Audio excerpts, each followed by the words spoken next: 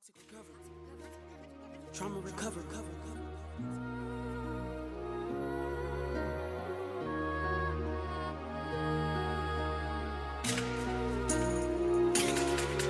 Toxic recovery. Trauma recovery.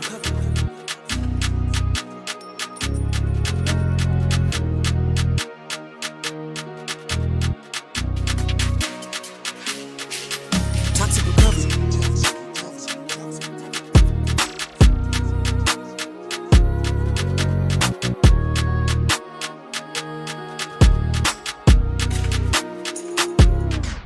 Toxic recovery.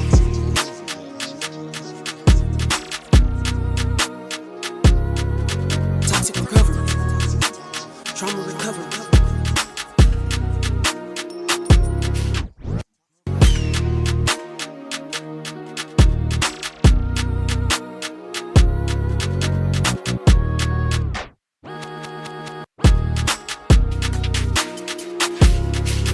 Toxic recovery.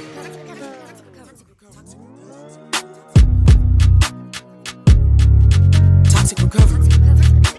Trauma recovery.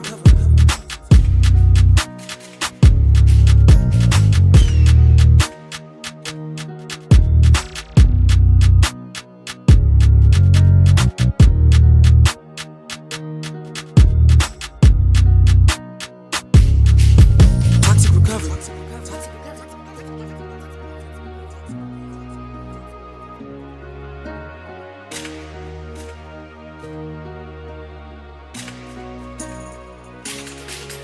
Toxic recovery.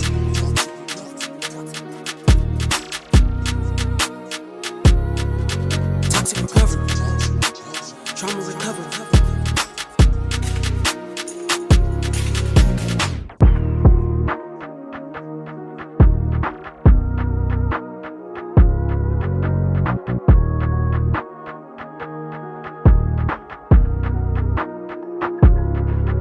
Toxic recovery.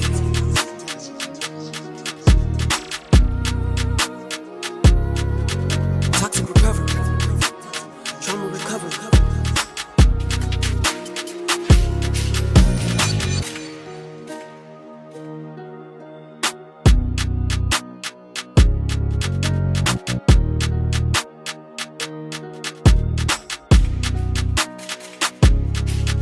Toxic recovery.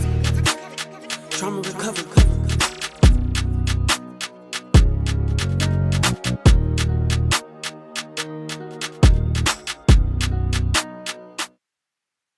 Toxic recovery. Toxic recovery. Toxic recovery.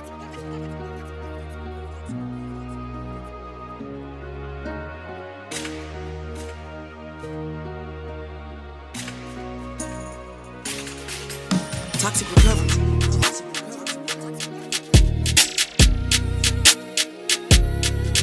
Toxic recovery. Trauma recovery.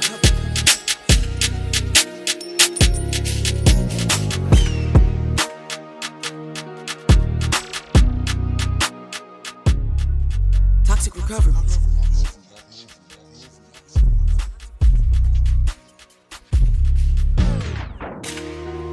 Toxic recovery, yeah. Trauma recovery, yeah. Toxic recovery, yeah. Trauma recovery, yeah. Toxic recovery, yeah. Yeah. I'm sick of abusive, narcissistic relationships.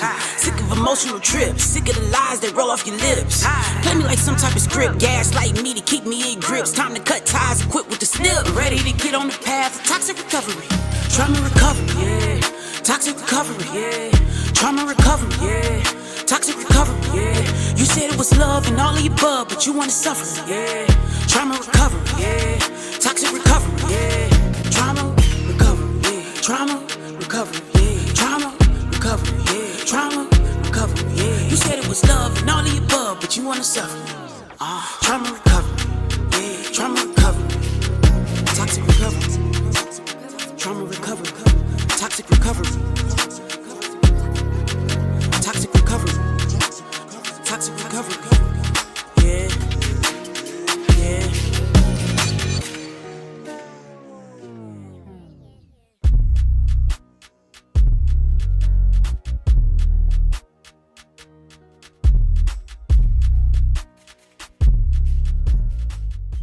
Disclaimer. This video is for educational and entertainment purposes only, and I often refer to toxic narcissists and general abusers as delusional, crazy, and mentally unstable. A, because if anyone should be described as this, it's these types. And B, because when we're in these toxic, narcissistic, or generally abusive dynamics, we often give their behavior far too much respect, which keeps us in the cycle for longer. It is my hope that my mocking of their behavior encourages you to take that respect away. Now, if you've been diagnosed with a general mental health condition, please know that at no point am I mocking or talking about you. I consider that to be a separate issue that I take very seriously. And with that being said, let's get into it.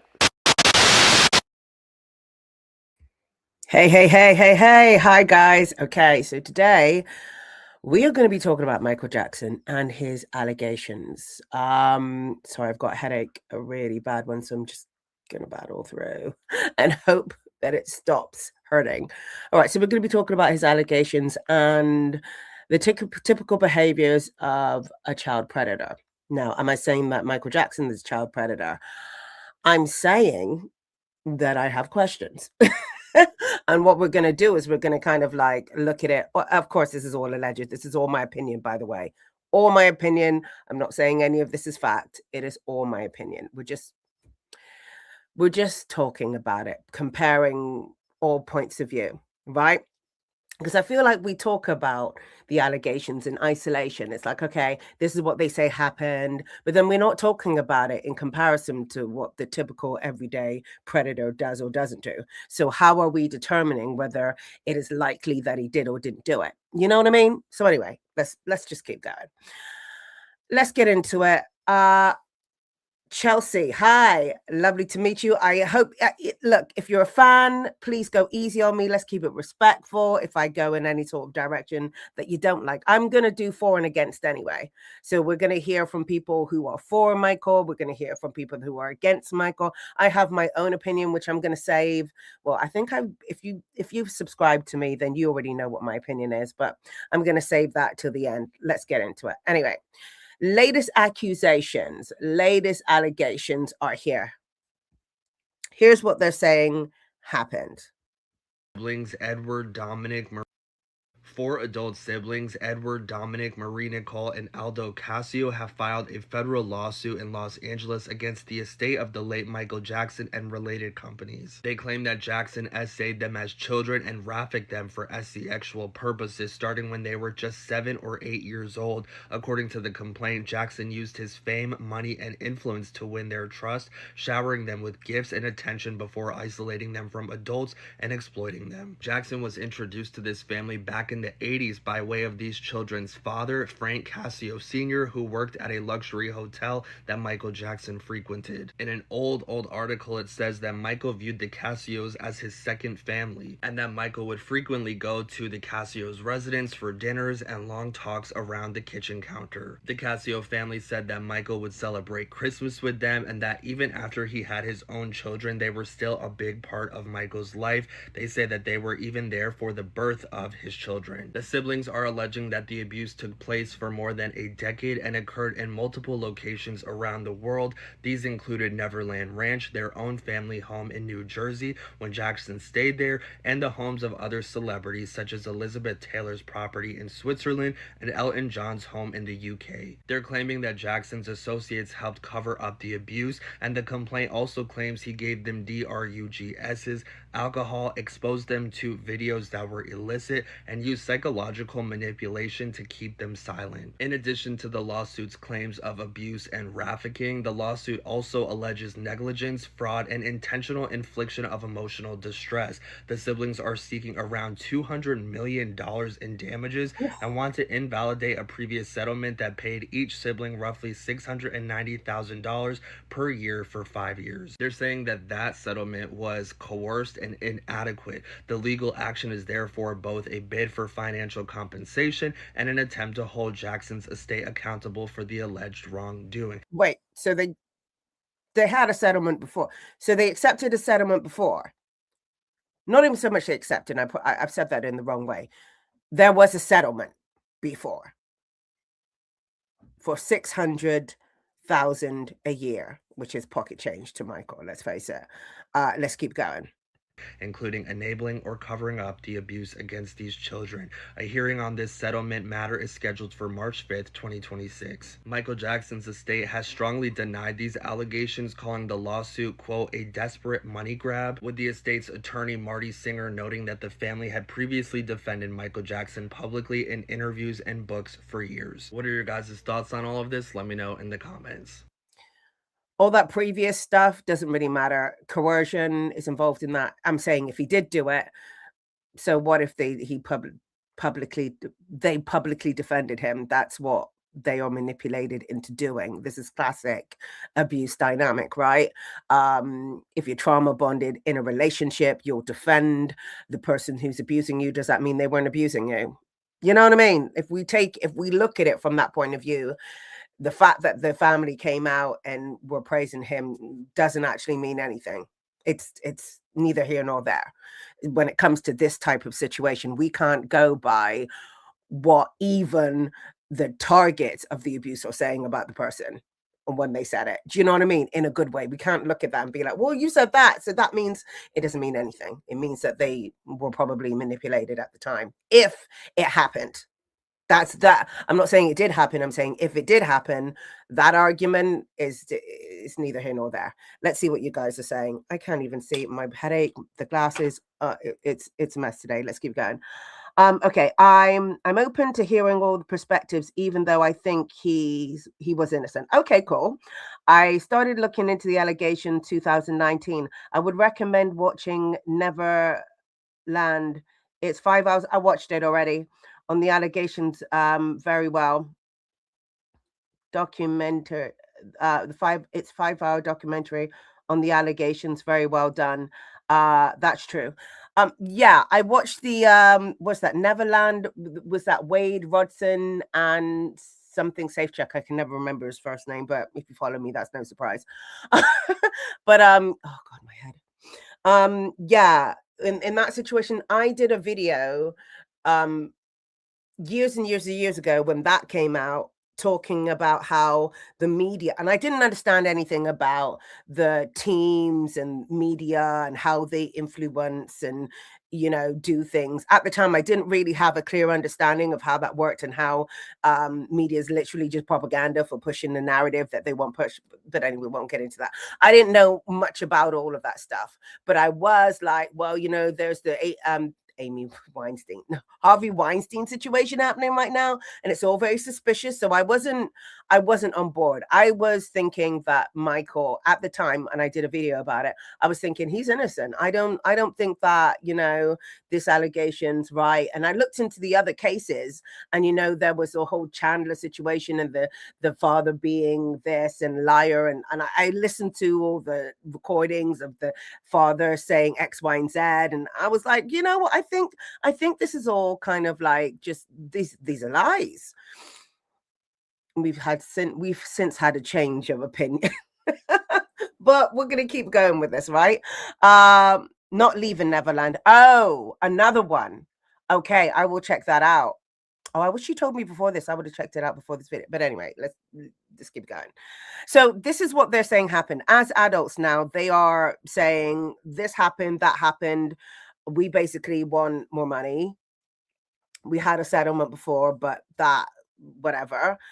We were manipulated and coerced into taking that settlement, which I can see how that would.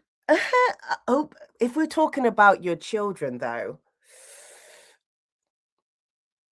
I have. Because I was going to say, I can see how you could be coerced into that type of situation, but your child has been touched, right? But we don't know the circumstances, so I'm gonna reserve my opinion on that, because we don't know the circumstances at which that agreement was put together. We don't know, so I'm just going to reserve my opinion on whether it was coercion or not, because I can't really say without the details. Let's keep going. The first thing I did. Okay, so this is the attorney of the accusers, and this is what he had to say. When I was retained by the Casio family, the first thing I did was have each of the 5 siblings give me sworn testimony on video. I ended up with 10 hours of testimony detailing the horrific abuse they suffered at the hands of Michael Jackson. At the invitation of Marty Singer, the lawyer for the estate, I showed him an hour of that video, and his response was, "This will never see the light of day. We're going to resolve this. Make me an offer."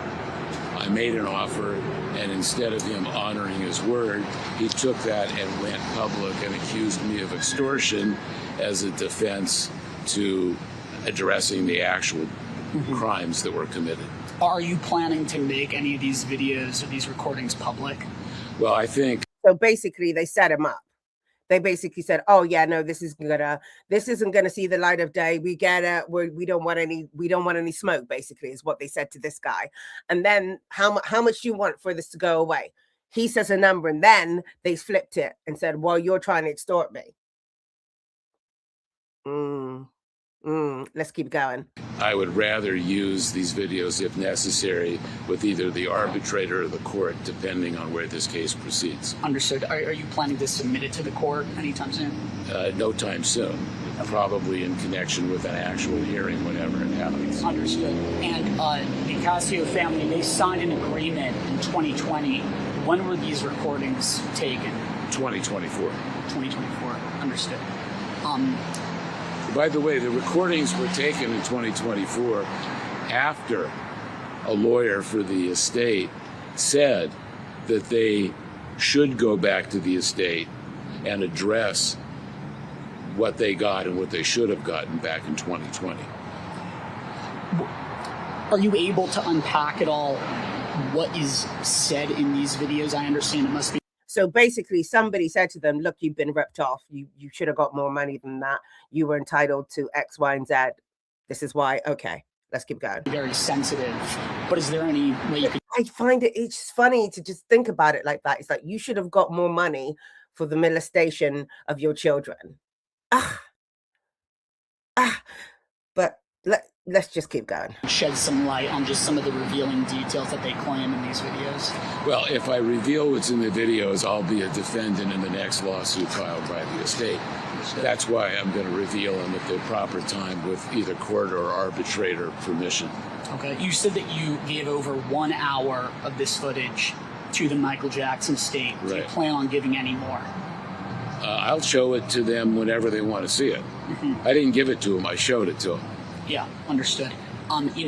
Clearly one of the Casio brothers today was very emotional in court. Why do you think that was? These kids are all damaged.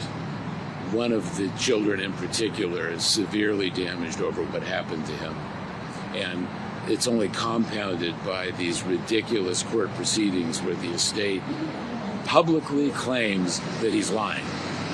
He's not lying. Well, why not handle this in arbitration? Why is it so, why handle this publicly rather than in arbitration? We haven't filed anything publicly. We just want any litigation to be public with a judge, not some arbitrator making a decision in the darkness of a conference room. This is public. I mean, the estate has gone public making scurrilous allegations about extortion and claims that the family made up these stories. I mean, they have a public image too that they would like to correct. Well, the estate is claiming that the Casio family is asking for over $200 million. Why that amount in particular? It's reported that the estate paid Jordy Chandler $25 million for one instance of molestation 20 plus years ago. Wow. Just do the math and you can see what, in today's dollars, the damages to 5 children for years of molestation would be worth. Understood. Well, the Casio family, Frank Casio, was a devout defender 100%. of Michael Jackson. Absolutely. And clearly, we've done a total 180 here. How do you think we've gotten to that point? Years of therapy, years of, curative efforts to try to address what this has done to their lives. I mean, they, like much of the world, drank the Michael Jackson Kool-Aid. Understood. What do you plan on doing moving forward? Well, I'm not the attorney of record. That's Mark Garagos. You can ask him what he plans on doing. Because here's the thing about that. It is, I was gonna say it's MO, but here's what the way that whenever, let me get it out, Ange. Whenever people accuse him of this, it seems to fit the same pattern. It's always, this was my friend, we were in a relationship type thing. This is how they have all kind of accused him. Not like he's this monster or this horrible person and he did it in this violent way. It was all very much from a place of friendship. That's what they all say. Let's see. Chelsea, what did you say? Wade Watson, let's see. Wade Watson was a star witness in the 2005 trial. True. He was 22 at the time. I find it very odd that if MJ was guilty, why would he allow Wade anywhere near the stand? He was probably...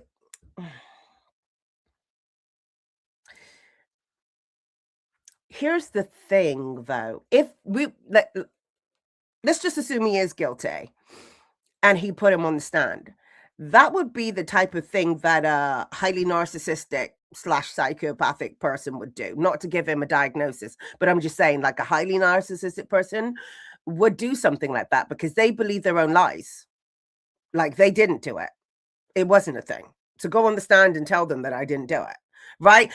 In their minds, it's like it wasn't like that. It wasn't, so that's how they get people who they are doing it to defend them as well. Right? So I don't think it's that crazy that he would do, if he is that way, that he would do something like that.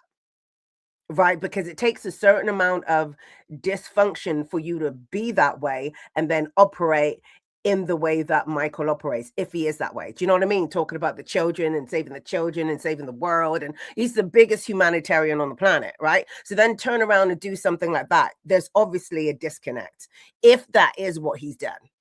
If that is what he's done. Do you know what I mean? There's obviously a disconnect. Why would his lawyer allow that if they knew he was guilty? That was very risky. True. That's a good point. Why would the lawyer have allowed it? Not sure.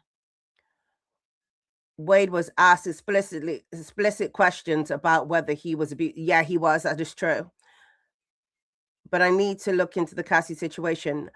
That's why I recommend watching Loving Neverland Square One documentary. Okay.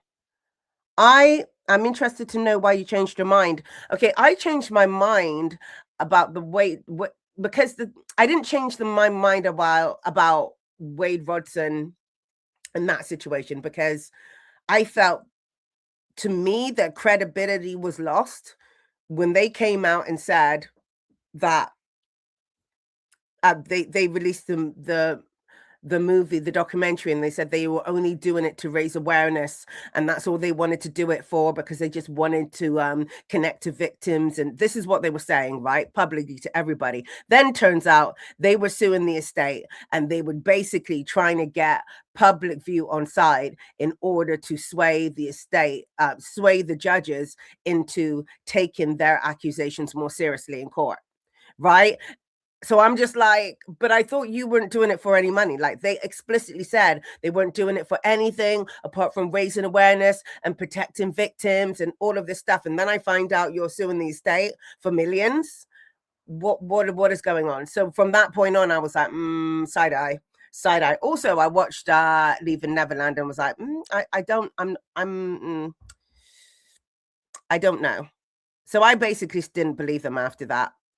And then finding about the Harvey Weinstein situation and understanding that Oprah was like behind the Wade Watson situation, but then she was very good friends with Harvey Weinstein. And I know that they would, as a way of hiding in plain sight, they would often release bigger stories in order to distract from the story happening at the time. So I identified that that was probably what was going on in that situation, right?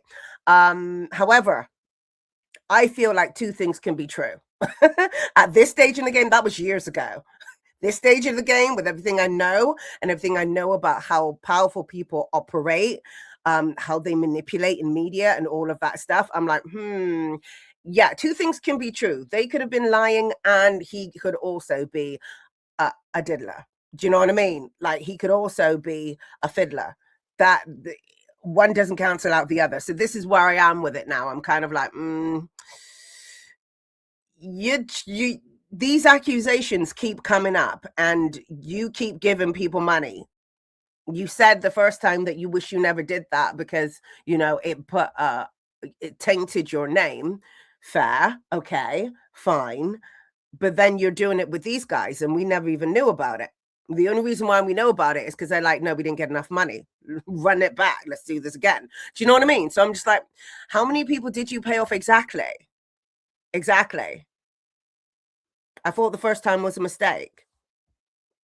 What's going on? Right? So things like that. Let's go for the last one. Are now at the center of a disturbing lawsuit by the Casio siblings.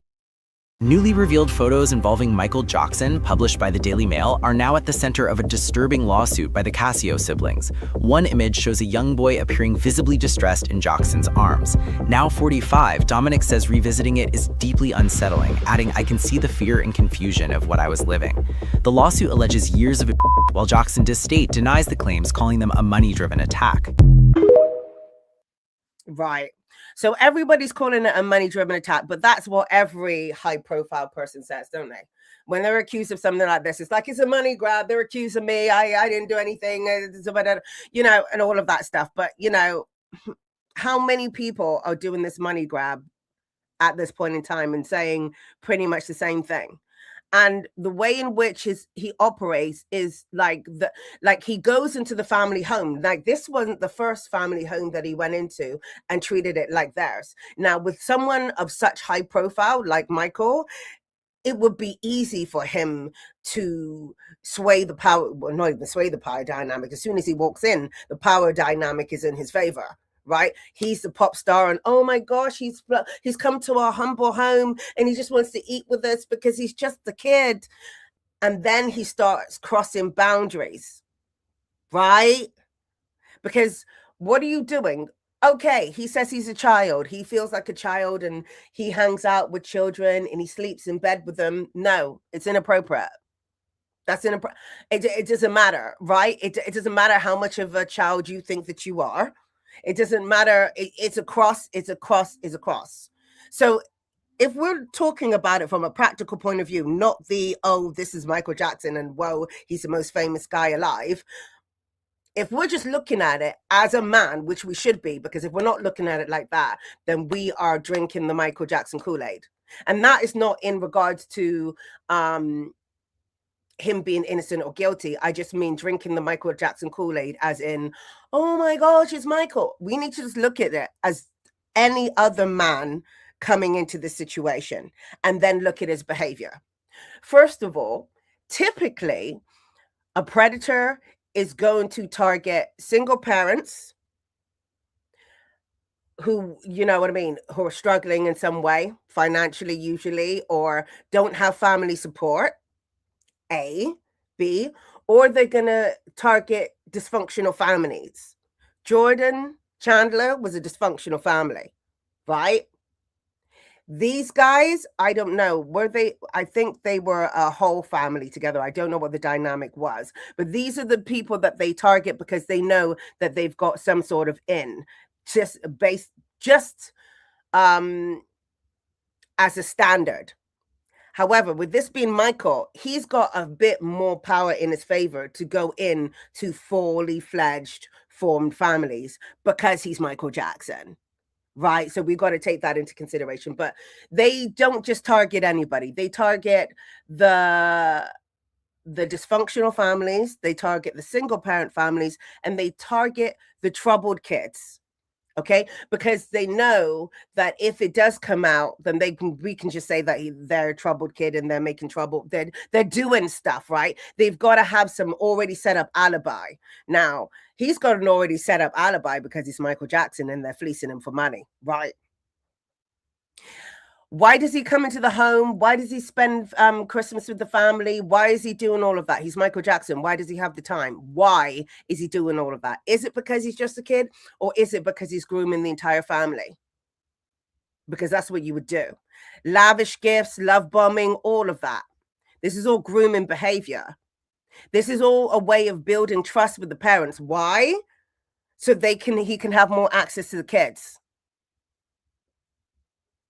This is why in our everyday lives, single parents are targeted, because you're going to get easier access to the child if they're in a single parent family. Right? If you notice, when he was talking about the allegations, they said, oh my gosh, I'm stuttering all over. Honestly, I got a headache. I'm sorry, guys. Bear with. If you notice when they were talking about the allegations, they said that they were all together. He was with everybody until he started isolating them in order to do what he was doing, right? So it's close, it's grooming, everybody's together, we're a family, and then he starts doing stuff. Now here, they usually start testing first. They start crossing those boundaries like he does by getting into bed with these kids. You don't know these kids. These are not your kids. Why are you getting into bed with kids that are not yours? Even if you were getting into bed with your kids, like, why are you doing that past a certain age? Like, are they sick? Is there a reason why they can't have their own privacy? Because they're staying with Michael Jackson? Does that mean that they don't deserve their own privacy? Does that mean that they don't deserve their own autonomy? I mean, I know the kids would want to spend every moment with Michael because he's Michael Jackson. Get it? But if we think about it, just logically, like, why couldn't you just give them that space, though? Like, hang out with them, watch movies with them, and then go to your own room. Although he did say that he didn't actually sleep with them. He got into bed with them, they watched movies, and then they would fall asleep and he would go. What do you guys think? To be fair, let's see. I'm going to flash these up on the screen. Lawyer tried to fight for a criminal trial.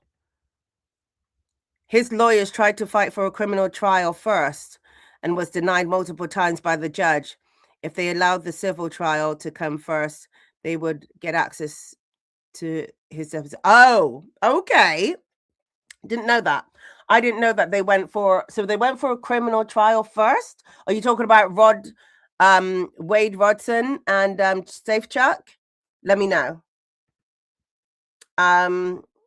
MJ's case is very complicated. I agree with you on the sleep, and also, even if he was innocent, he should have safeguarded himself with exactly. Why did he continue doing that after the fact? It's almost like he wanted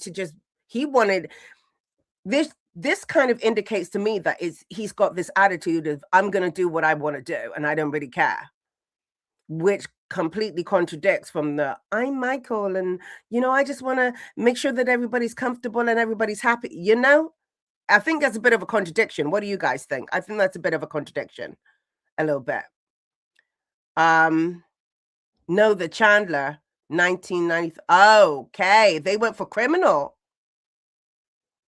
Ooh, interesting. Because the thing is, I got a video and I'm not sure if I missed it. I have a feeling that I missed it when I was uploading all the videos. But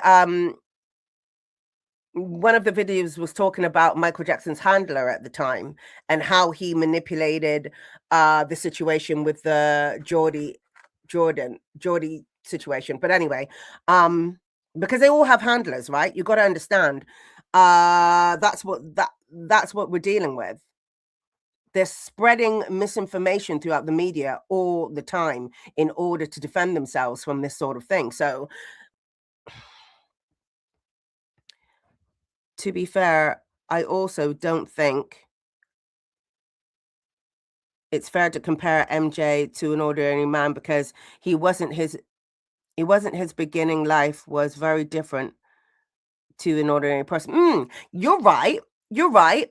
You can't compare him to an ordinary man because his life was very different. But then we also can't excuse his very odd behavior and then put that in a different category from other people who display similar odd behaviors that are pedophiles. You know what I mean? It's like, oh, he had a completely different life and, okay, he had a completely different life, but he's also displaying behaviors that are common and typical of pedophile behavior in regards to taking over the family home, in regards to being in with the whole family, and then discarding them, by the way. Discarding them. It's not like he goes in there and then it's like, oh, we're friends for life and we're friends forever. He discards these families as he goes and moves on to the next family and does the same thing. Why are you doing that, sir? What's happening? What's this rinse and repeat cycle? It's given narcissistic, right? So from my point of view, I'm like, yeah, I hear it. He's had a different life and he's one of the most famous people in the world, which gives me pause again, because if you think about how powerful people are protected within the industry, the rapists, the pedophiles and all of that, why would Michael Jackson be excluded from that team? Because he is one of the most famous people in the world. So if anybody has protection, it's going to be this guy, right? You're not going to be able to come after him just willy-nilly with a few lines and get him put in jail. You're not going to do that because he is the most famous, who was the most famous person in the world. So if we believe one, how can we discard it because it's Michael? These are questions I have. In 1993, the California law allowed civil trial before criminal. That's true. That's true. The chance to utilize this to the full extent. But did they want a criminal trial? MJ's lawyer were fighting for the criminal trial first. I don't understand why they were fighting for the criminal trial first if he was guilty. Because it's harder for them to prove. Any sort of essay is hard to prove in a court of law. Anything. Essay of any kind is a hard thing to prove. Now, the bar goes up when we start talking about criminal law. So they probably were pushing for criminal law because they knew that they wouldn't have enough evidence to make it stick. Probably is where they're probably going with that. Hey, Yvonne. That's probably what they were doing in regards to, it was strategic, probably, to get rid of it early. And if he was guilty, intimidate them into not talking about it anymore. Let's talk about his old allegations. And don't want to look into anything.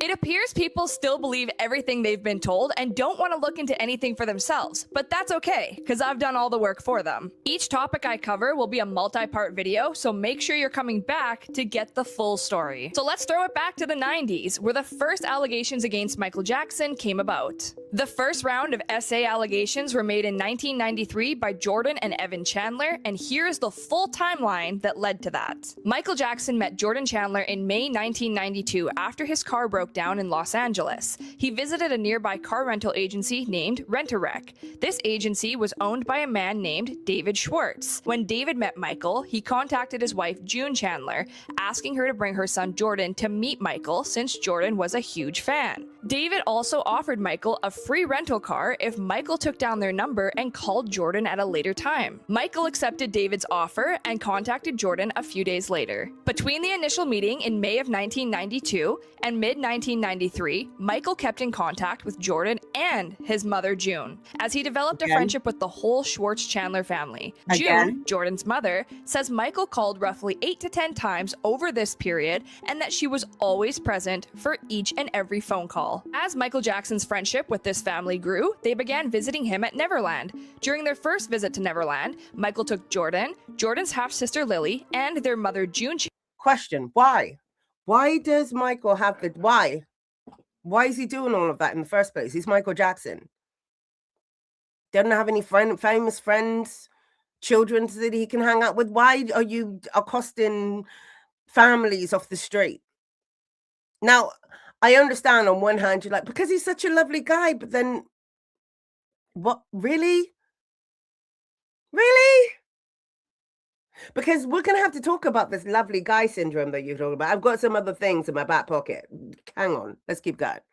Chandler to Toys R Us, where they were allowed to buy whatever they wanted. This was not the only time he Let's go back a bit. called roughly 8 to 10 times over this period, and that she was always present for each and every phone call. As Michael Jackson's friendship with this family grew, they began visiting him at Neverland. During their first visit to Neverland, Michael took Jordan, Jordan's half-sister Lily, and their mother June Chandler to Toys R Us, where they were allowed to buy whatever they wanted. This was not the only time he was overly generous with this family. He even took them to Disneyland and on trips to places like Las Vegas, Monaco, and Paris. Now let's talk about Evan Chandler, Jordan Chandler's father and June Chandler's ex-husband. Evan was a dentist who treated many Hollywood celebrities. He was also a screenwriter who co-wrote the 1993 comedy Robin Hood Men in Tights. Wait, was he the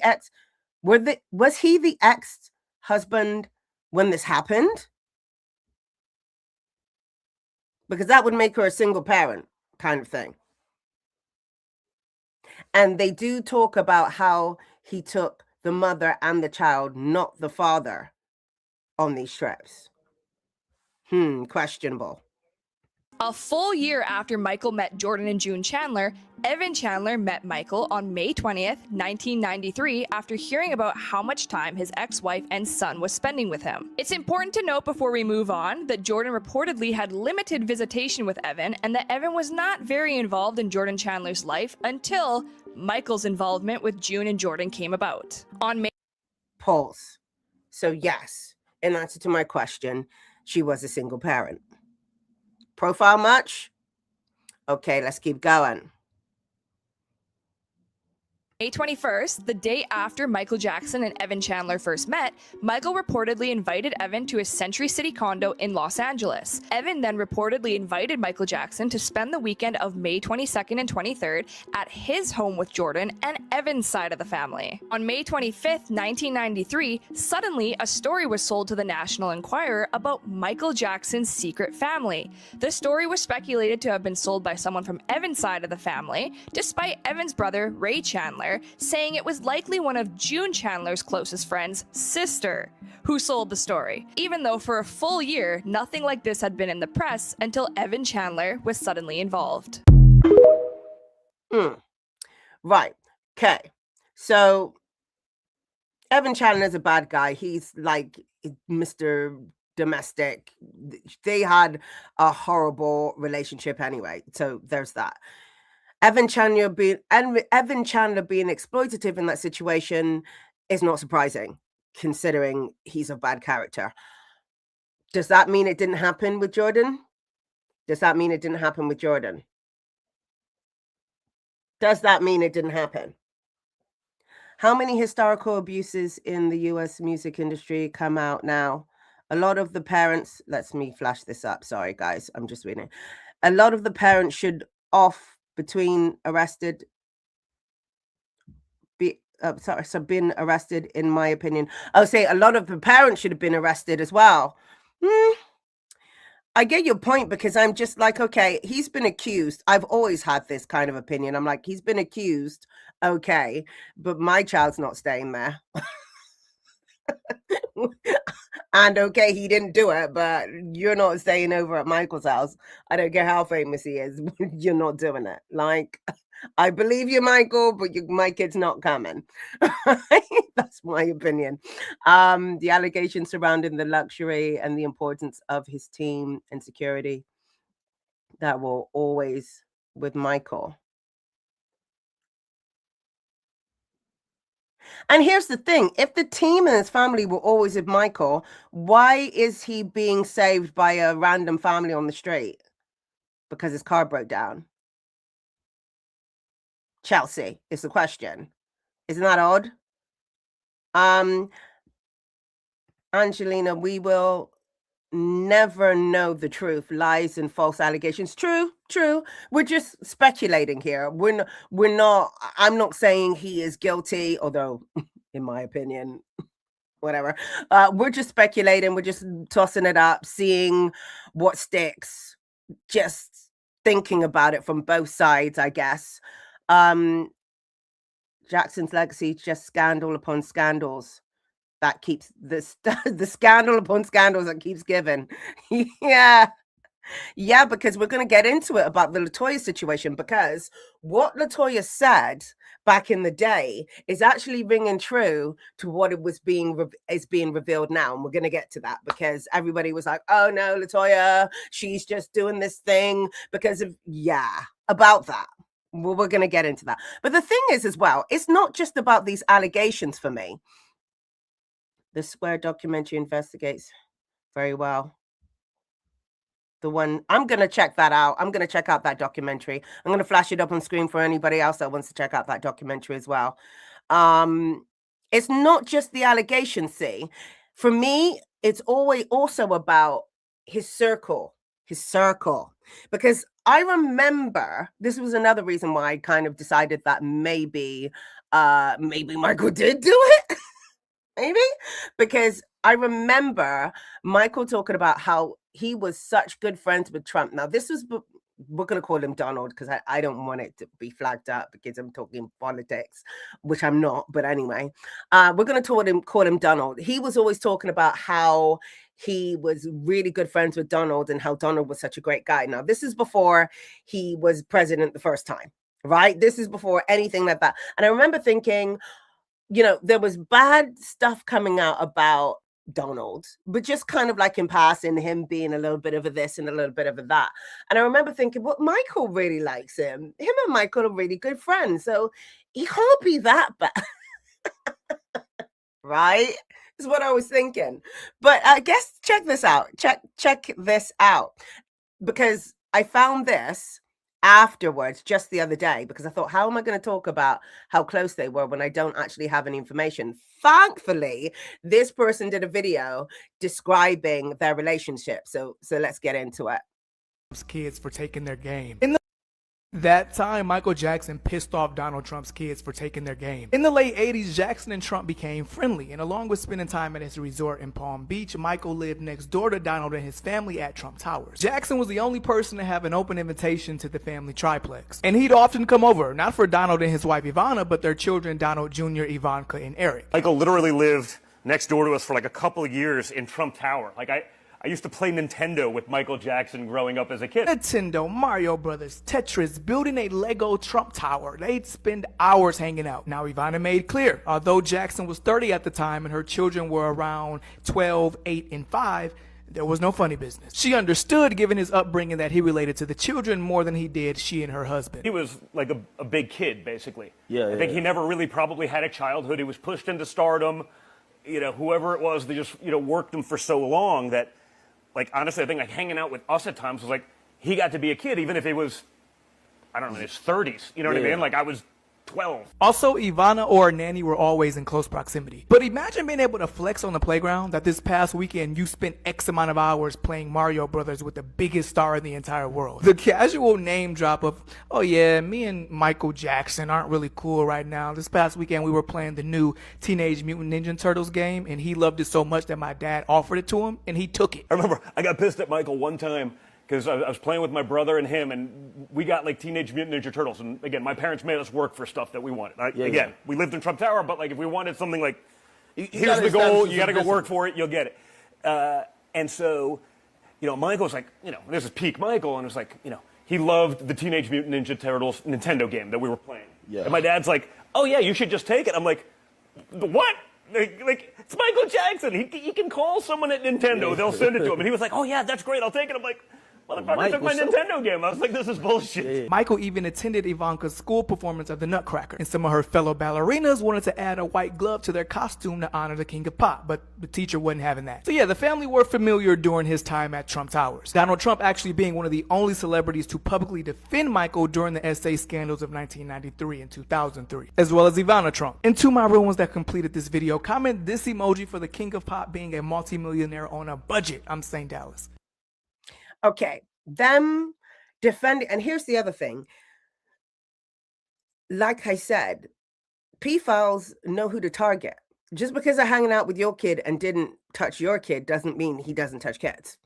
It's just that he wasn't going to do it with your kid because your kid had too much support, had too many people around them. There were too many boundaries around that situation. Things would go very left if it came out with your kid. Right? So just because nothing happened in that case doesn't mean that nothing untoward happened anywhere. But what else was I going to say? That was the relationship playing out, because before he died, I remember him talking about Trump and talking about what great friends they were even then. So they have been friends for a while. Now we know that Mr. Donald is up and down these Epstein files. Up and down the files. Doing some very, very disgusting things to children. Accused of. By the people themselves. The victims themselves. And you were really good friends with this guy. Now you could argue, do you know what? He didn't know. We're going to get to that in a minute. But you can argue that he didn't know. But then there was this other friend.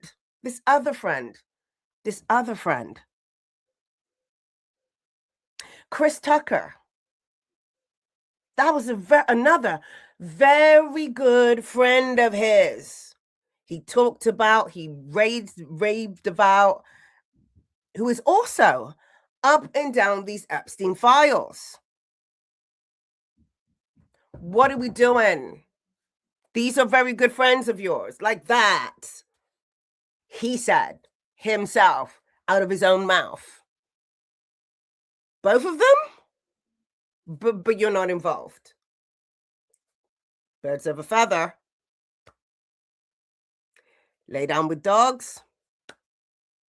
I don't know if you can finish that. Birds of a feather flock together. Lay down with dogs, you catch fleas. Now, come on. What are we doing? 2 best friends that are up and down the Epstein files, and we're supposed to believe that you just didn't know. You didn't know, but we'll get to that. We're going to get to that, more of that. Listen to this. Is Epstein Island Chris Tucker. The Chris Tucker that we got now is Epstein Island Chris Tucker. Oh, Lord. Not Smokey. Oh, Lord. This statement from Cat Williams was one of the realest statements from his interview. As you can see here, Chris Tucker was on Jeffrey Epstein's flight log. He was on a flight with President William J. Clinton, none other than Bill Clinton himself. He was on the flight with Kevin Spacey. There you can see his name, Chris Tucker. Kevin Spacey. Dodgy Spacey. If you know, you know. Let's keep going. Jeffrey Epstein and Ghislaine Maxwell. And as you can see here in this picture, it's Chris Tucker with one of Jeffrey Epstein's victims. Like, this picture speaks for itself. That's not even to mention... I mean, to argue, that doesn't mean that because he had a picture with one of the victims that he was... But let's keep going. I'm not defending him. I'm pretty sure you went to the island a couple of times. You're in. Kevin Spacey, you went there with... Okay. Just the people on the flight itself are really suspicious. Like Kevin Spacey, we know all the allegations with him and what has went on. And of course, we cannot forget about good old Bill Clinton. Like, his name has already been mentioned in the Jeffrey and Epstein drop of information, and we've seen plenty of pictures and heard so much about him. You can guarantee that this flight was for nothing good, nothing for no organization or anything like that. It's just straight out creepy. So I can guarantee you that we're going to hear more about Chris Tucker and Jeffrey Epstein in the upcoming days as they release this information. But drop in the comments and tell me what you guys think of all this and Cat Williams' statement on Chris Tucker, because I think it's all so real. And I remember the reason why I bring this up is because I remember when that stuff was going around about Wade Rodson and Safechuck, there was all of this press about Michael Jackson and Chris Tucker and how great friends they were. And it was everywhere. But this guy, Chris Tucker's up and down the Epstein files. And also Michael Jackson is mentioned in these Epstein files as well. Now, is it in relation to anything? No, as far as anyone can see, but his name was mentioned in those files, even though social media is telling us that his name's not in there at all, which is just now an outlier because his name is mentioned. Okay. Now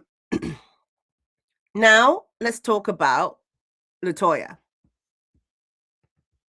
Wife is standing there and LaToya came out back in the day and said a load of things about their family, about Michael. Chelsea says, let's bring this down. Hang on. Chelsea says, I remember LaToya was in an abusive relationship with her ex-husband. She was, that is true. He forced her to do Playboy and threatened to delete her siblings. Okay, that's true. Again, two things can be true, because listen to this. Listen to what she says, and then let's pair that with what we know today, because this was in 1993 that she was saying these kinds of things, right? All right. than my father. I blame my mother more than my father, because I think if any man who's sleeping with his daughter and the wife is standing there and she's part of my blood and he's not, and she allows him to do this to her daughter, something's wrong. Trigger warning, guys. By the way, so here we think, if you think about it from the point of view of, let's say he did it, if he's normalizing it to them, it would be normal for him to normalize it because it was normalized in his own home. If what LaToya is saying is true, the mother accepted it. It was happening to the girls, possibly to the boys as well, but no one wants to talk about that.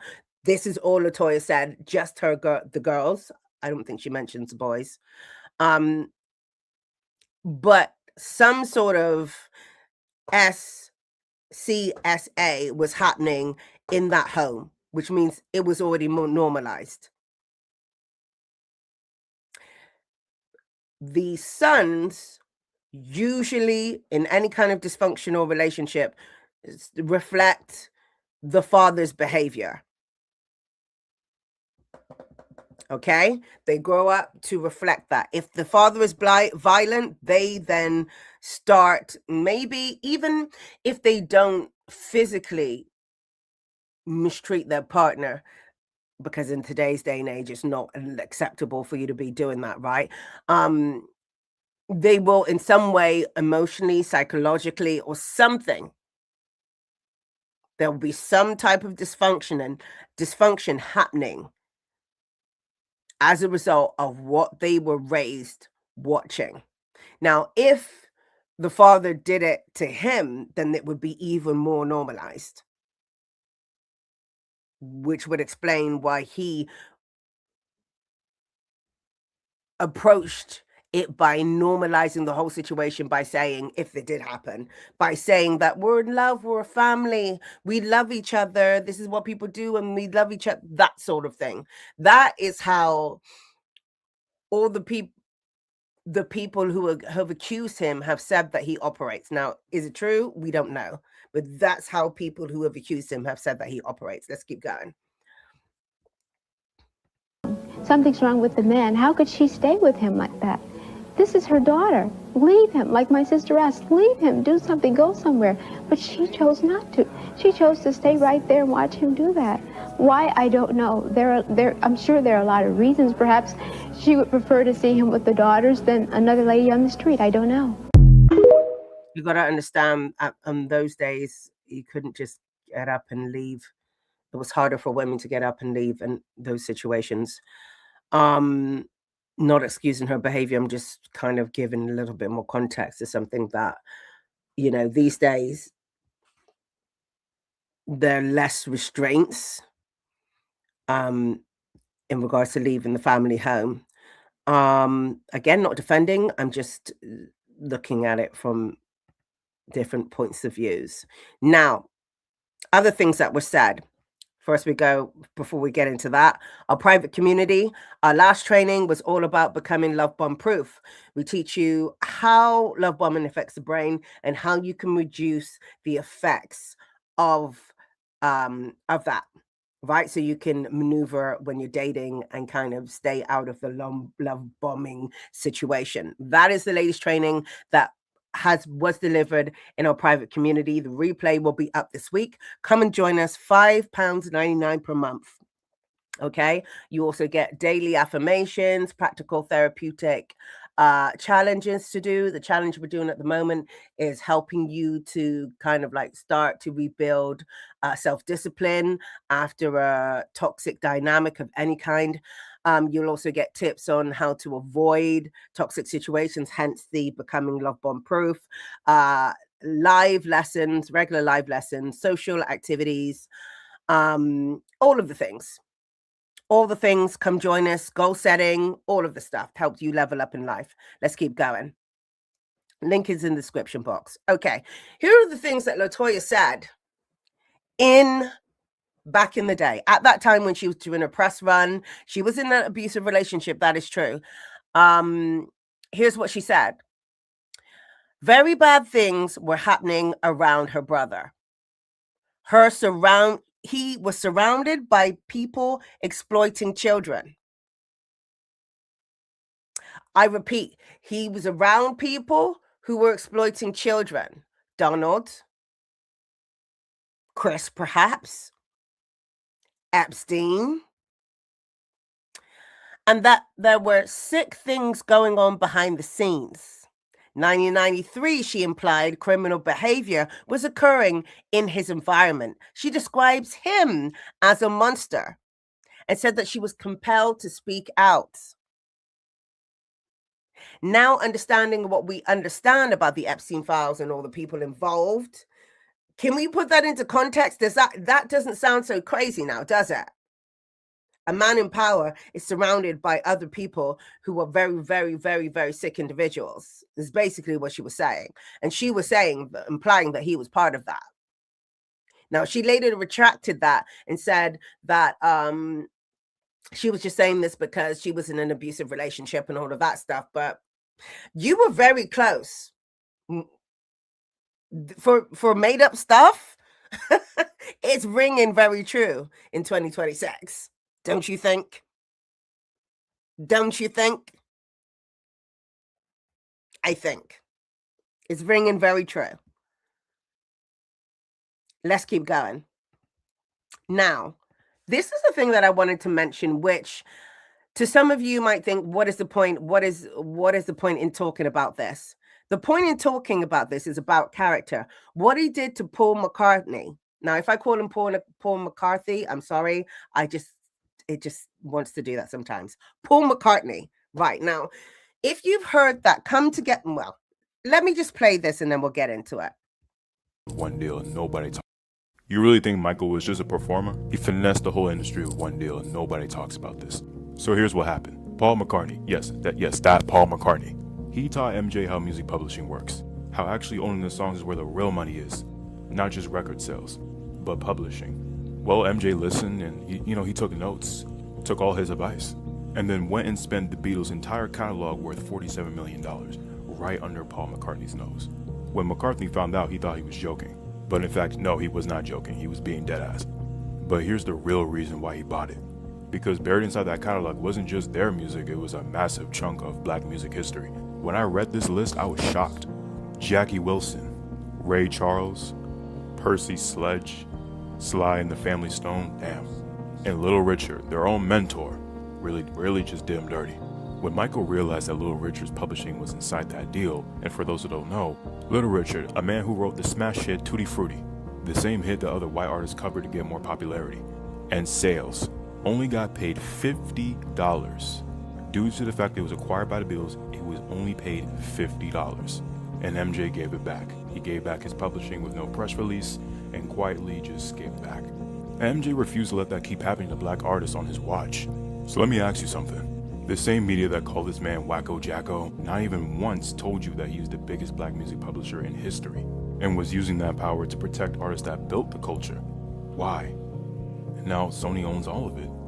Approximately $1.2 billion worth of black music history, sitting in a corporate vault somewhere. And unfortunately, the moment he was gone, it was gone too.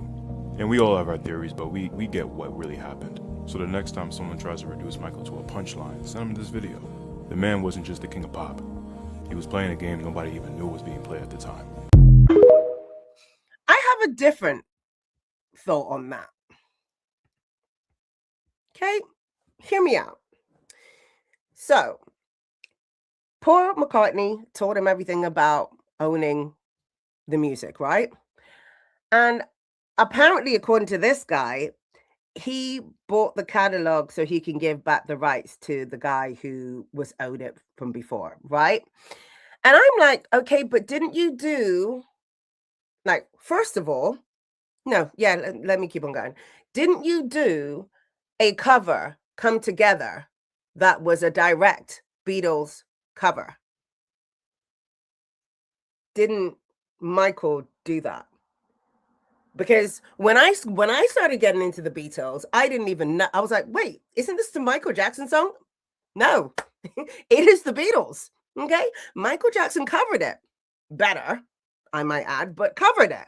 So I'm just like, did he buy it to give it back to the Tutti Frutti guy, who we have no record of him doing that to, no contract, nothing like that? It was so quiet. There's no legal confirmation that that ever happened. Or did he buy it so that he wouldn't have to pay Paul McCartney for covering his song? Which do you think is more likely? Now, bear in mind that at the time when he bought it, Paul McCartney was trying to get the rights for himself. So they were in a bidding war, and Paul McCartney just basically decided it's gone too far. I'm out. And then Michael bought it right from under there. He didn't, hey, Paul, you taught me everything I know about it. And you know what? You're desperate to go get it. How much is it? Let's team up. No, he didn't. He sat there silently and bought it from under his nose.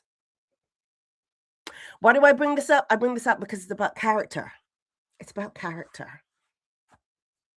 What do you think, guys? Because I'm thinking you probably just bought it so you wouldn't have to pay royalties to Paul McCartney for the cover that you did. That's what I'm thinking. You did him dirty. I mean, Paul McCartney thinks he did him dirty, and I do too. You did him dirty. He told you everything and you switched up on him. Now, someone might say that him being a shrewd business person, I feel like he might have done the same thing with Sony. I mean, did Sony deserve it? Probably. Do you know what I mean? But I'm not even going to get into the weeds of that, but you did that to Paul McCartney. Now, like I said, this guy has a really lovely spin about it, but we don't have any proof of that spin. But what we do have is proof that he covered his song, the Beatles song. So owning the catalog would be very convenient for him to do, wouldn't it? You know what I'm saying? You know what I'm saying?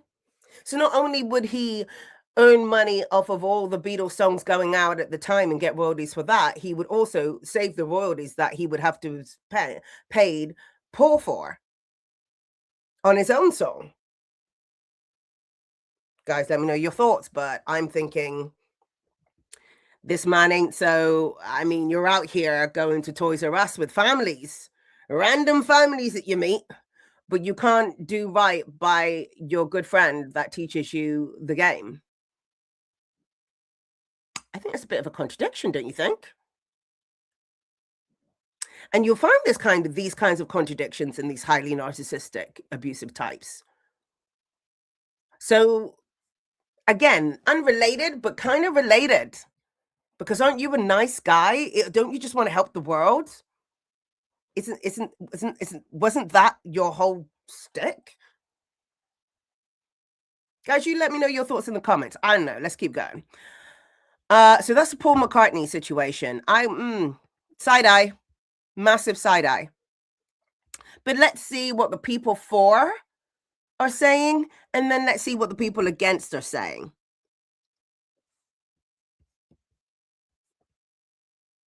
I got to take these down. Guys, let me know your thoughts in the comment section whilst I'm taking these down and getting the new videos up. What do you think about what I've said so far?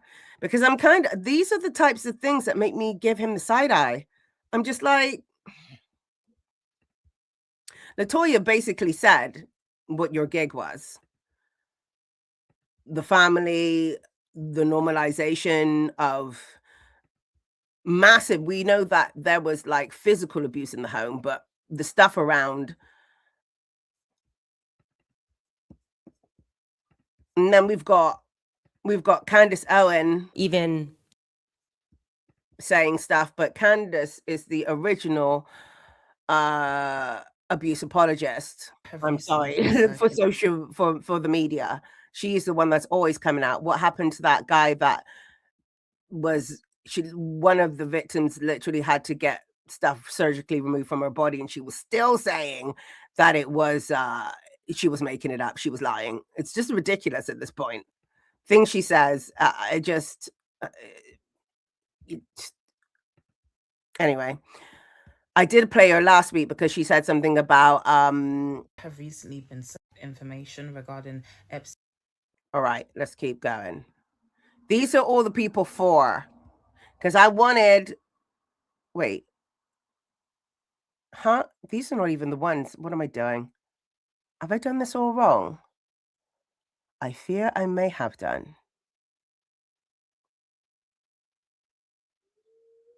No, we're going to keep her up, but we're going to take this one down because we're being selective about what we're showing. Not because of we're being selective, but we're being selective due to time. And we'll be here all day if I don't make my point or show. You want to know who's not? An even. It's not even so much about making my point. It's just about showing an even thing across all arguments. And if we're just going for just random videos, we're not going to believe that.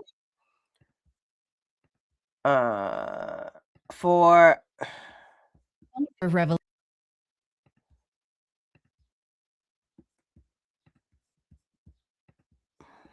Since all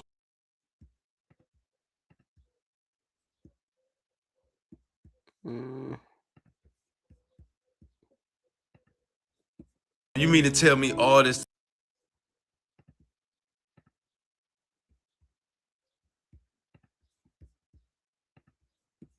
Michael Jackson.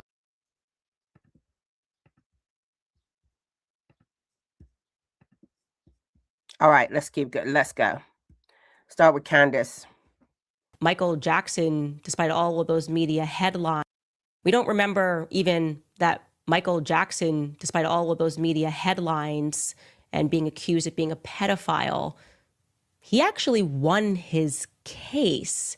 Yeah, despite 10 years of investigation, no proof was ever actually produced. Michael Jackson was acquitted on all counts on June 13th, 2005. But of course, despite the fact that hang on a minute though, but didn't the Epstein files reveal that, you know, Jay-Z was doing some dodgy stuff with some people, assaults, that was given, that the FBI identified, but nothing was actually done about it. So if you're in the right circles, this doesn't really matter what you do or what the FBI know about you. So that whole 10-year investigation situation, it's like, yeah, but if you're connected to the right people, they could have been investigating for 25,000 years. It doesn't matter. because nothing was going to happen anyway. Jay-Z was never charged. It never even came up.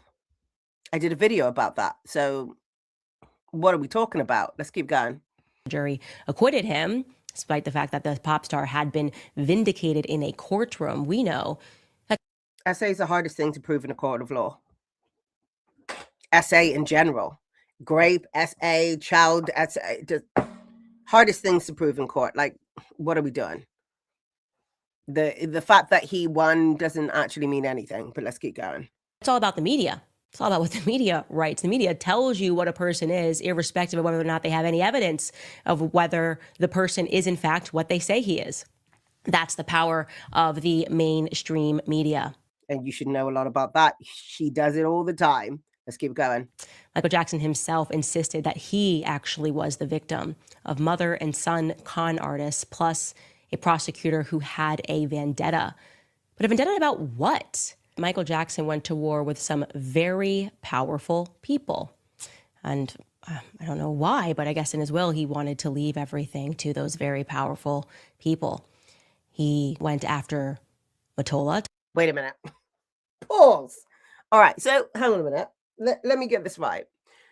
So you risked your life because, you know, at the end of it all, he was getting very paranoid and saying that people were going to kill him. And I believe they did kill him. That's one of the things I do personally believe. You did that in order so that you could get the catalog and, you know, do your own thing. And then you left it to them in your will. I need someone to make that make sense for me. It makes me think that it was all part of a bigger scheme, all part of a bigger thing, right? It makes me think that the Sony war and those rights, why would you give it back to them? Why? On what planet? For what reason would you then give it back to the very people that you fought to get it from for these moralistic and righteous reasons? Wasn't that the whole point? We're not going to treat this like the Bible where we go, oh, do you know, it doesn't make sense, but, you know, there are parts that don't make sense, but we're just going to keep on going. No, I need you to make that make sense. Somebody make that make sense. Why would he do that? Tommy Mottola, very powerful person in the industry who has connection. He went after Mottola, Tommy Mottola, very powerful person in the industry who has connections, according to Vanity Fair, to the mafia. All right. Okay, so he went after Tommy Mottola. Okay, he created waves of Sony, got it. But then he gave back. It wasn't really a conflict, was it? It wasn't really a conflict if he's leaving everything to them in as well. You weren't really beefing. Like, do you know what? That's how I'm thinking about it. I'm like, so that we're staging things. What are we doing? Let's keep going.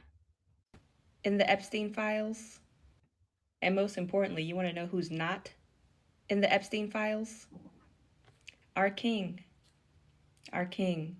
Michael Jackson, the Prince of Pop, is not in the Epstein files. He is in the Epstein. While we're at it, since it's Black History Month, he actually is. Did you know that he was acquitted of all the PDF charges? And I find it concerning. Like, we don't know. Like, it doesn't say that he's been accused of any specific thing in those files, but the fact that the media is coming out to say he's not in there at all, we're lying, because he's been mentioned in there. That's just what that is. Let's keep going. Charges that were brought against him. You know, the media never went back and cleared that up. They just tarnished his whole legacy, and he's still known as that to this day, even though they took it to court and he was acquitted of all those charges. Pause. The media just left it like that, did they? Is that why they've made a movie about him and they've spun the narrative to where he created Neverland in order to save the children from Epstein? Is that because they left him as a pedophile in everybody's mind? Girl, we got to keep up. So social media is now telling us that he created a venture playground for children in order to protect them from the Jeffrey Epstein. Even though he was best friends with Jeffrey Epstein's right-hand man, Donald. But no, he was saving him from the kids. He's just protecting the kids from all the bad people that he is best friends with. Yeah, let's keep it going. So if there's a PDF file island and Michael Jackson was known or accused of being one of the biggest PDF files in the industry, I feel like he would have been on there. Although they didn't let any N-words on the island, it's Michael Jackson. If he was part of that whole gang, I think he would have definitely been welcome. Well, Chris Tucker's on the island, so they obviously let N-words on there, but he wasn't. Our king was not on the island. Okay? Long live Michael Jackson. We can enjoy his music in peace. So I know a lot of us are disheartened by the people who are in that file, but let's celebrate the people who are not. And let's start with Michael Jackson. Next.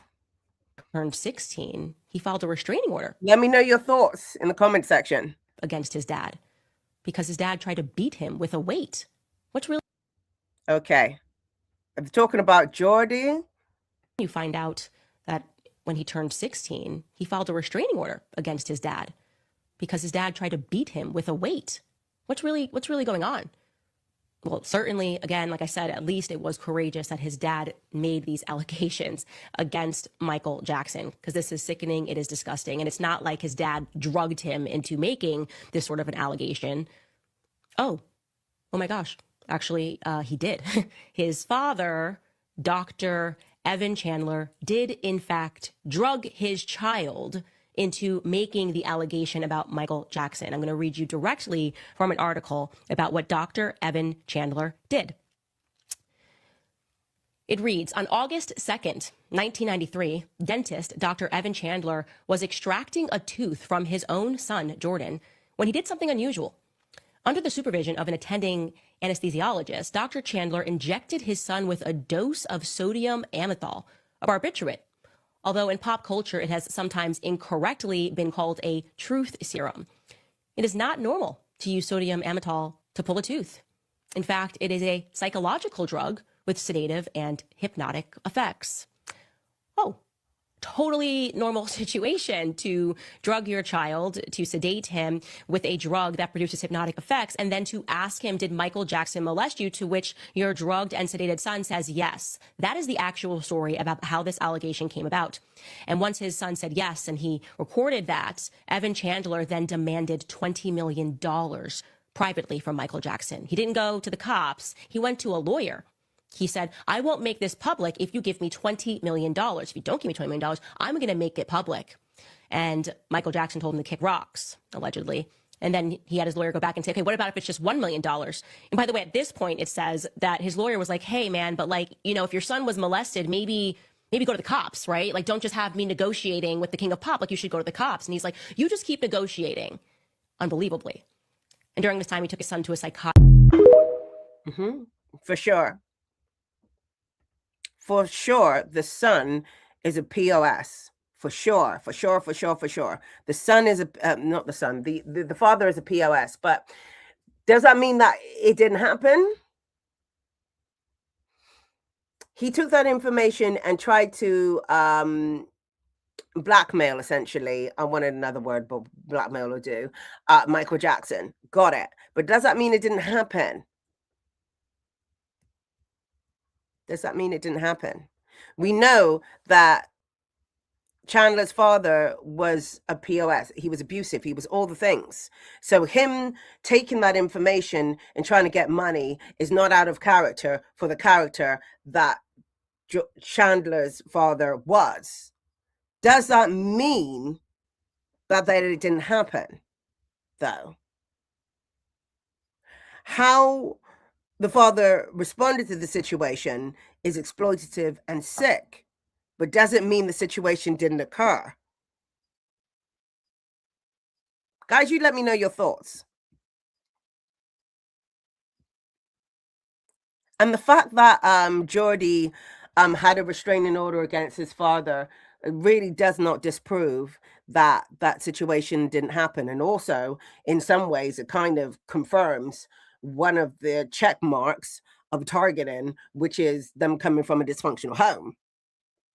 Jordy was from a dysfunctional home, single parent dysfunctional home. You know what I mean? History of trauma. Good target for P-files. You know what I mean? Let's keep going. Says if you want to make the world, do you seriously believe that a guy who says if you want to make the world a better place, take a look at yourself and make that change, who talks about racism, discrimination, inequality, about world peace, world war, wars in general, healing children, God and religion, helping each other, being kind, loving each other, do you seriously think a guy like that is in the... If he were, he would still be alive. Yeah. That guy wanted Marvel. That guy had the biggest selling, most important catalog in the whole music industry. He had beef with Sony, never shut his mouth, always talked about things that are not right, you know, the history books, and I don't know how much I can say here. No, they legit.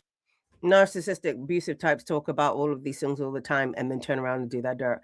Pastors, priests, they get on the pulpit, they say X, Y, and Z and come down and touch a kid. You know what I mean? I'm not understanding what she's not understanding about what comes out of someone's mouth, and what they do outside of that can be completely disconnected. And if we go back to the Paul McCartney situation, he ain't all clean. You know what I mean? And also, what she said about, you know, if he was a pedophile, he'd still be alive. I disagree, because I feel like the beef was more about the money and the way in which she was trying to take over monetarily, right? Money's power, right? They didn't want him going into them realms. I don't think they killed him because he wasn't a Pete. Do you know what I mean? I mean, he may have been, he may not have been, but I don't believe they killed him because he wasn't. I personally believe that they killed him because he was trying to take too much. He monetarily, he was trying to get into areas that they didn't want him getting into, just like Diddy. Diddy tried to get into areas they didn't want him into, and they were like, listen, we're just going to air you out. Doesn't mean he wasn't doing what he was doing. He was doing what he was doing, and they just aired it out. Because stop that nonsense. We don't want you over here playing around in our pool of actual power. No, stay over there where we can control you. You know what I mean? That's how the powers that be operate. So in that regard, I'm like, you follow the money. They don't care what you're doing in your spare time, unless you're trying to get their money, in which case they become morally astute and take you down. Right? Basically, that's my interpretation of things. You guys let me know your thoughts in the comment section. Let's keep going. Legit manipulated one of his latest albums, Invincible, for him to go bankrupt or lose a lot of money. So he wants, you know, get that money back. So he plans a tour. This is it. Invincible was a rubbish album. Sorry. Let's keep going. Announces it and suddenly passes away 1 month before the tour begins. Passes away, you know. Overdosed. Yeah. That guy was not in the Illuminati. Like, he always warned us. He always gave us hints. He always, you know, said something. It was like up until that point where he said too much. So you want me to say that the most famous person in the world was not part of the Illuminati? Are we on the same planet? You want... I can't even, whether he is or isn't a pedophile, the fact that you want me to believe that the most powerful, most famous person in the world is not part of the Illuminati. He's not part of any of that. How did he get there if he's not a part of any of that? How did it just miraculously happen? They just allowed him to just get all the way up there and get all of this influence without being part of the system. Are we okay over here? What are we drinking? Let's keep going. The Epstein files is that Michael Jackson. One of the major revelations from the Epstein files is that Michael Jackson appears to have been framed by the very people who actually were doing the abusing of children. If you don't recall, in the 1990s, Michael Jackson was accused of sexually abusing specifically young boys. One case led to a civil settlement, which Jackson later said he wished he had not done. He wished he had fought it in court. Another did lead to a criminal trial, and he was acquitted on all charges. Here was his statement at the time. Because it's hard to nail someone criminally. Let's keep going. So basically, he was able to move it. His lawyers were able to put it in that direction. Oh, I don't know how that went, but the point is, he won. Asserting his unequivocal innocence. I ask all of you to wait and hear the truth before you label or condemn me. Don't treat me like a criminal, because I am innocent. It was a nightmare, a horrifying nightmare. But if this is what I have to endure to prove my innocence, my complete innocence, so be it. Throughout my life, I have only tried to help thousands upon thousands of children to live happy lives. It brings tears to my eyes when I see any child who suffers. I am not guilty of these allegations, but if I am guilty of anything, it is of giving all that I have to give to help children all over the world. It is of loving children of all ages and races. It is of gaining sheer joy from seeing children with their innocent and smiling faces. It is of enjoying through them the childhood that I missed myself. Okay.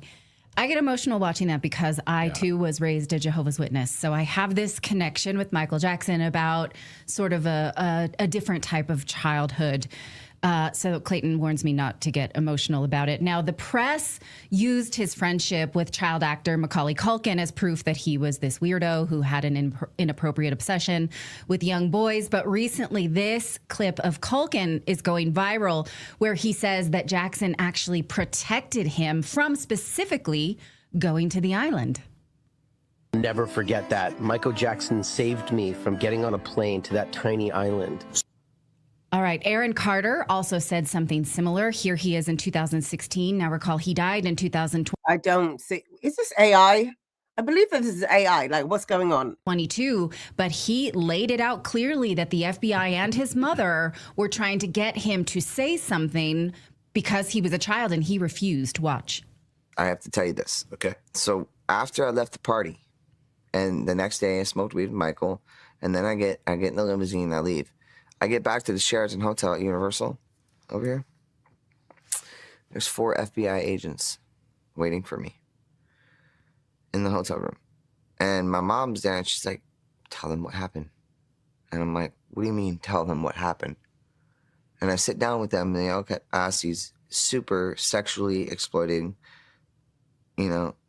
questions, backsided questions. And I knew that at my age already.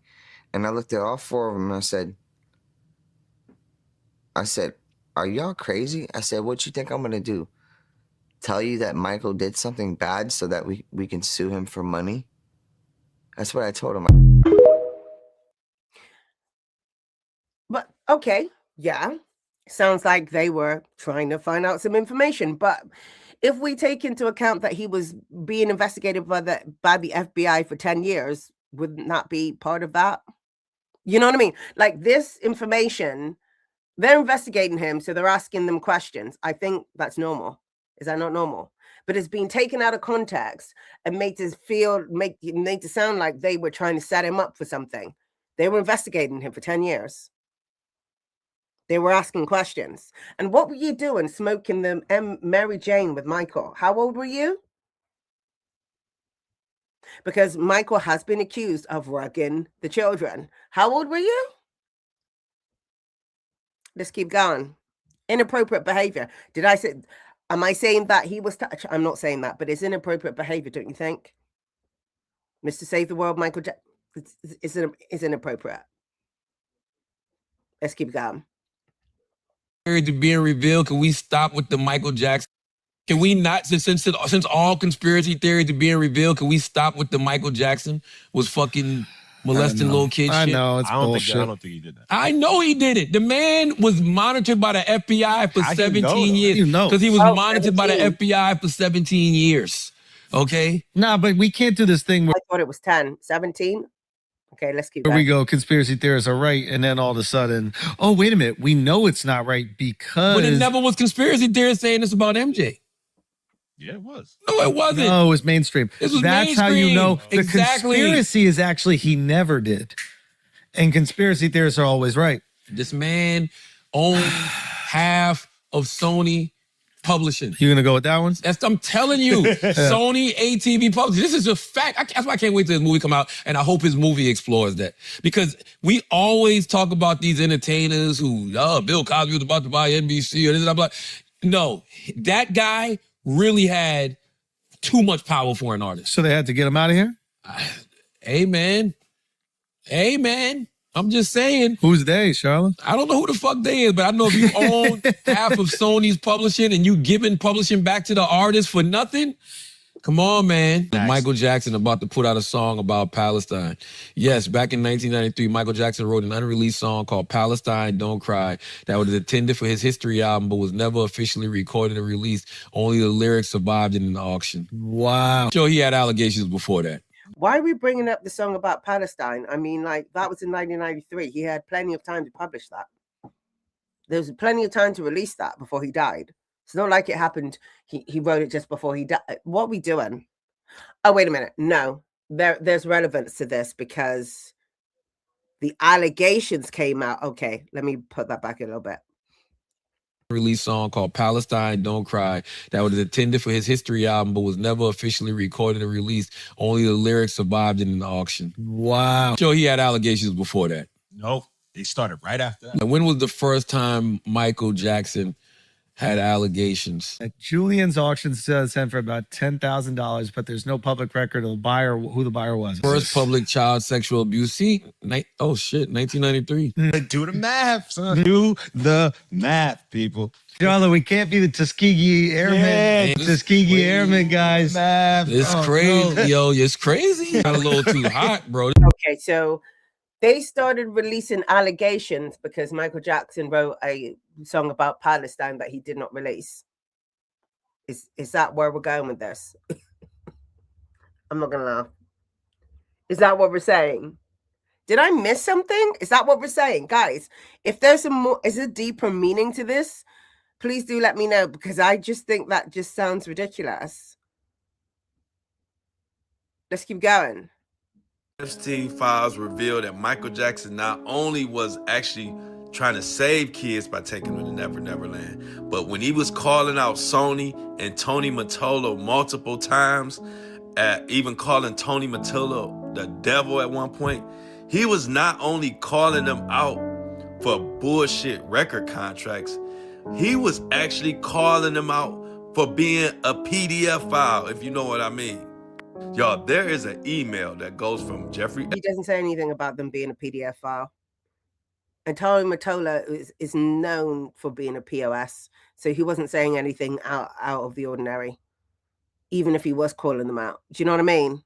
Let's keep going. Epstein to Tony Mottola that tells Tommy about him getting a new house, Epstein getting a new house. And he told Tommy Mottola that he would be getting an extra room for massages just for Tommy Mottola. And we know they were doing young girl massages. So since Mike was calling him out and fighting back, they framed him and got him out of here. And not only did the FBI finally admit that Mike did nothing wrong, but it was Corey Feldman, Macaulay Culkin, and Aaron Carter. And mysterious things happened to them. The whole world owes Mike a big-ass apology. Mike was on a mission to take down this pervert ring, and we just left him hanging. And I don't like it. What if I told you? Wait a minute. Didn't they find loads of stuff in the house when they did the raid, Michael Jackson's estate? Didn't they find stuff? Let's keep going. At least I don't, because I never. We all owe Michael Jackson an apology. At least I don't, because I never believed those allegations against him. I never believed them. I never believed him. And now they're saying, actually, Michael was protecting those kids from Epstein. It all makes sense because think about it. You have childhood actors like Macaulay Culkin who went on record and said, Michael is innocent. He never touched me, never did anything inappropriate with me. Like, anytime I was around him, like, I felt comfortable. Mind you, parents were literally getting payouts for kids to go and lie and say that Michael was doing something to them. He was protecting those kids from Epstein. That's why he had Neverland. That's why he had a whole entire amusement park in his backyard. That's why he was always playing and running around with children. And anytime I've seen Michael interact with kids, the things that I've seen, none of them seem inappropriate. Y'all have to understand. I just want to laugh at this. Everything that you've seen of him with children, none of it seems inappropriate. Because, like, why would it be inappropriate in public? Like, these people have a certain kind of mental illness, but it's not the kind that means they don't have any control. In fact, they're highly manipulative people. So why would he do anything inappropriate in public? I mean, she's speaking like she sleeps with the guy. Like, what are we talking about? Like, so you saw a couple of clips where he was holding their hand, and you think, well, you know, he couldn't have done it. There it is. Proof. Like, what? Let's keep going. Michael was exploited as a child himself.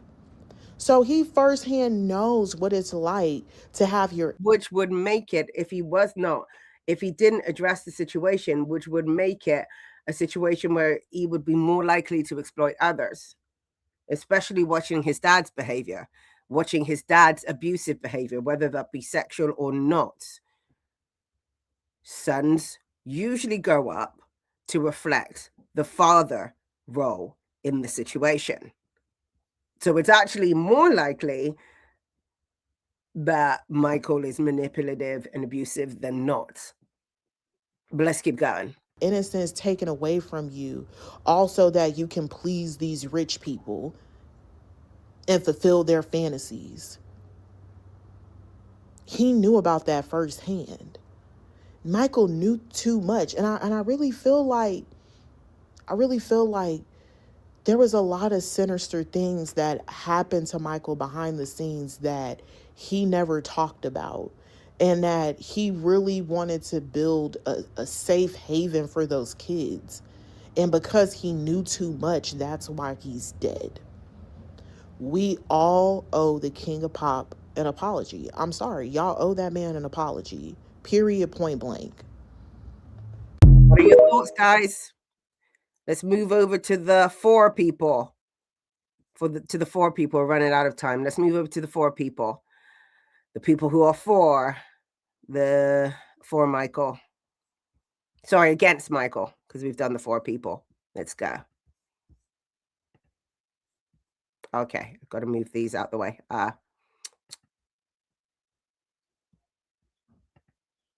Guys, let me know your thoughts in the comment section. Give this video a thumbs up if you like it. Let YouTube know that you like it. Give it a thumbs up. Let me know your thoughts in the comment section, guys. And let me get these up. Hey, remember back when Michael Jackson... Let's keep going.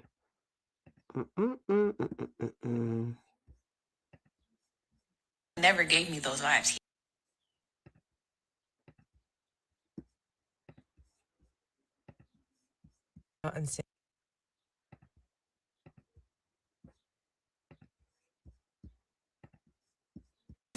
Sin eater, the crimes of... I'm going to try and argue this against this as much as I've done the other side. As much as I can. Michael Jackson.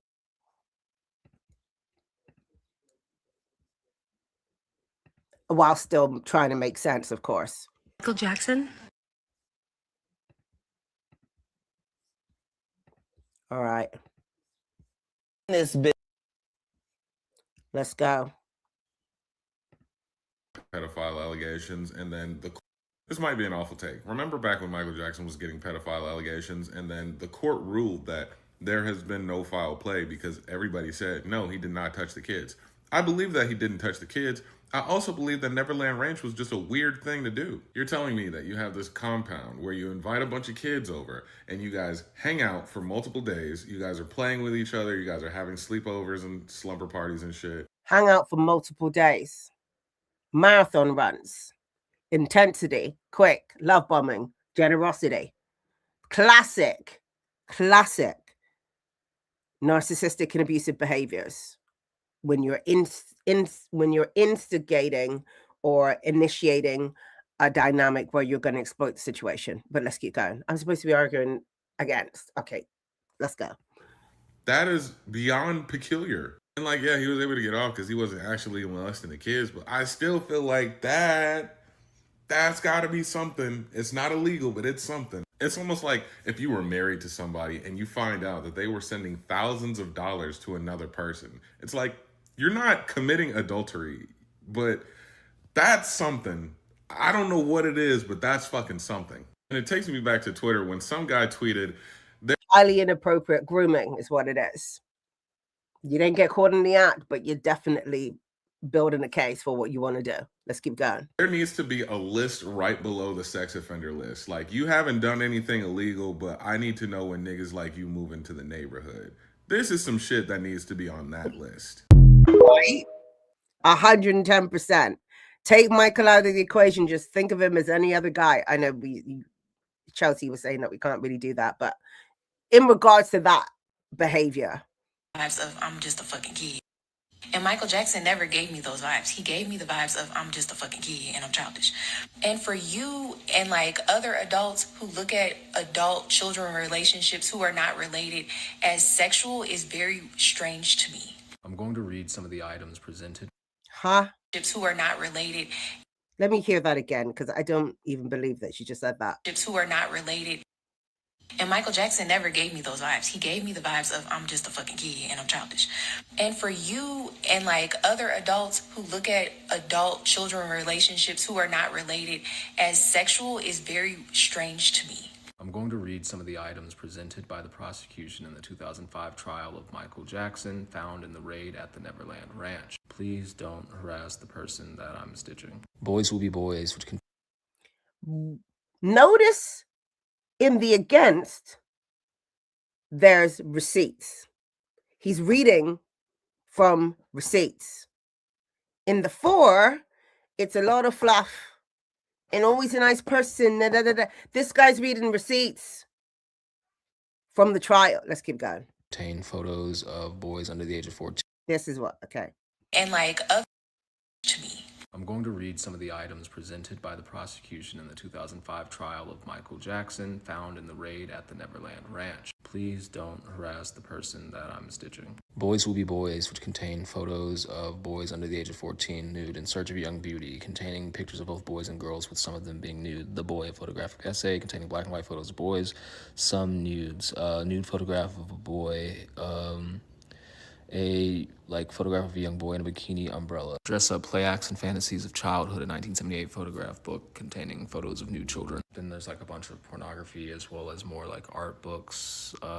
This book that contained multiple nude photos of teenage boys from the late 1800s. The Golden Age of Neglect, which had photos of some nude teenagers. Born to Play, which had some nude photos of kids as well as photos of adults in sexualized positions with children's heads edited onto them. The most important detail here isn't that he just had those books in his collection. The most important detail here is that they found a leather bag with 2 pornographic magazines and 2 pornographic DVDs with notes back and forth between Michael Jackson and Gavin, the child that he was accused of sexually abusing. And the reason I'm bringing this up is because I'm not just imprinting an inherent sexual nature on the relationship between an adult and a child. Michael Jackson was looking at porn with these kids. This technically is not evidence that he touched the children in a sexually inappropriate way. In the most delusional potential view of Michael, one could say that because Michael himself believed he... Pause, though. That is SA. You don't have to physically touch the child. Watching that kind of material with a child that's under, that is SA. That is child SA. Technically, you don't have to touch him. So they've got evidence of that. Let's keep going. He was a child, and if you're a preteen boy or just like an early teens boy, like nudity and stuff are something that you begin to become interested in, sexuality, puberty, that he was sharing those experiences with them. But once again, Michael was not a 13-year-old boy. And in the worst case and the most realistic case, this is a grooming tactic. Groomers 100%. will show sexual... It's a grooming tactic, and it is SA. It's a boundary break. And whilst we like to say that he was a kid himself, he was not a kid. So either he needs to act like an adult around children, or he needed to be on medication so that he can act like an adult around children. Do you know what I mean? Like, this guy was dangerous to society if he was thinking that he was a child in his mind. That is something that should have been addressed by a professional. You know what I mean? Let's keep going. Things to children, to introduce them to sexuality, to say that this is like normal, this is regular pattern behavior, right? There's a lot of allegedlys to be thrown around, but just a hard fact based on the notes, he was sharing and or watching / reading pornography with the kids who he was also sharing a bed with. But, you know, child at heart, I guess. Food for thought, guys. Food for thought. Same people he was also sharing a bed with, he was engaging in technically a form of child SA. I think I am Michael Jackson's biggest hater. The thing that frustrates me the most about him is his obsessive fan base that will literally try to justify the many plethora of weird things that he's done. But I'm just so curious, how are y'all going to justify this whole Epstein's file? How are y'all going to justify this? Like, this is someone who has admitted to... Now, pause. You're mentioning the Epstein file, not for anything specific. I'll give you that. You're best friends with a P-file and someone who's actively trying to destroy America as we speak, and women in general. You're best friends with the Tucker who was all over the Epstein files, and you're committing a form of child SA called banks to rights yourself, but you did not actually do what you've been accused of doing. What is most likely in this situation? You let me know. To being comfortable to laying in bed with people who are minors. So how are y'all going to justify it now? What are the hee-hees fan base going to say now? Let's keep going. Pelicano. Anthony Pelicano was a notorious Hollywood fixer, and he was a fixer on the Michael Jackson, you know what, trial. You don't know what a fixer is? Click on the link, go back and watch. So when I posted about Anthony Pelicano being a fixer on the MJ trial, of course, all the Michael Jackson stans came out of their hovels. Were like, somebody's talking about Michael, and ran to the comments to scream from the rafters that he was innocent. Y'all, Michael Jackson told us out of his own damn mouth that he be sleeping in bed with other people's children. Nobody leaked this information. Nobody came upon. He told us out his own damn mouth. Would you let your child... And he told you out of his mouth so that it couldn't be used against him and spun against him publicly. That's why he told you out of his mouth. It's one of those things that if he did do it, the narcissistic and abusive type will do to get ahead of the situation. He knows it's going to look bad, so he's going to tell you and then put his own spin on it. He's not stupid. That was strategic. Just like the buying of Sony and the buying of the Beatles catalog. This guy is not stupid. Let's keep going.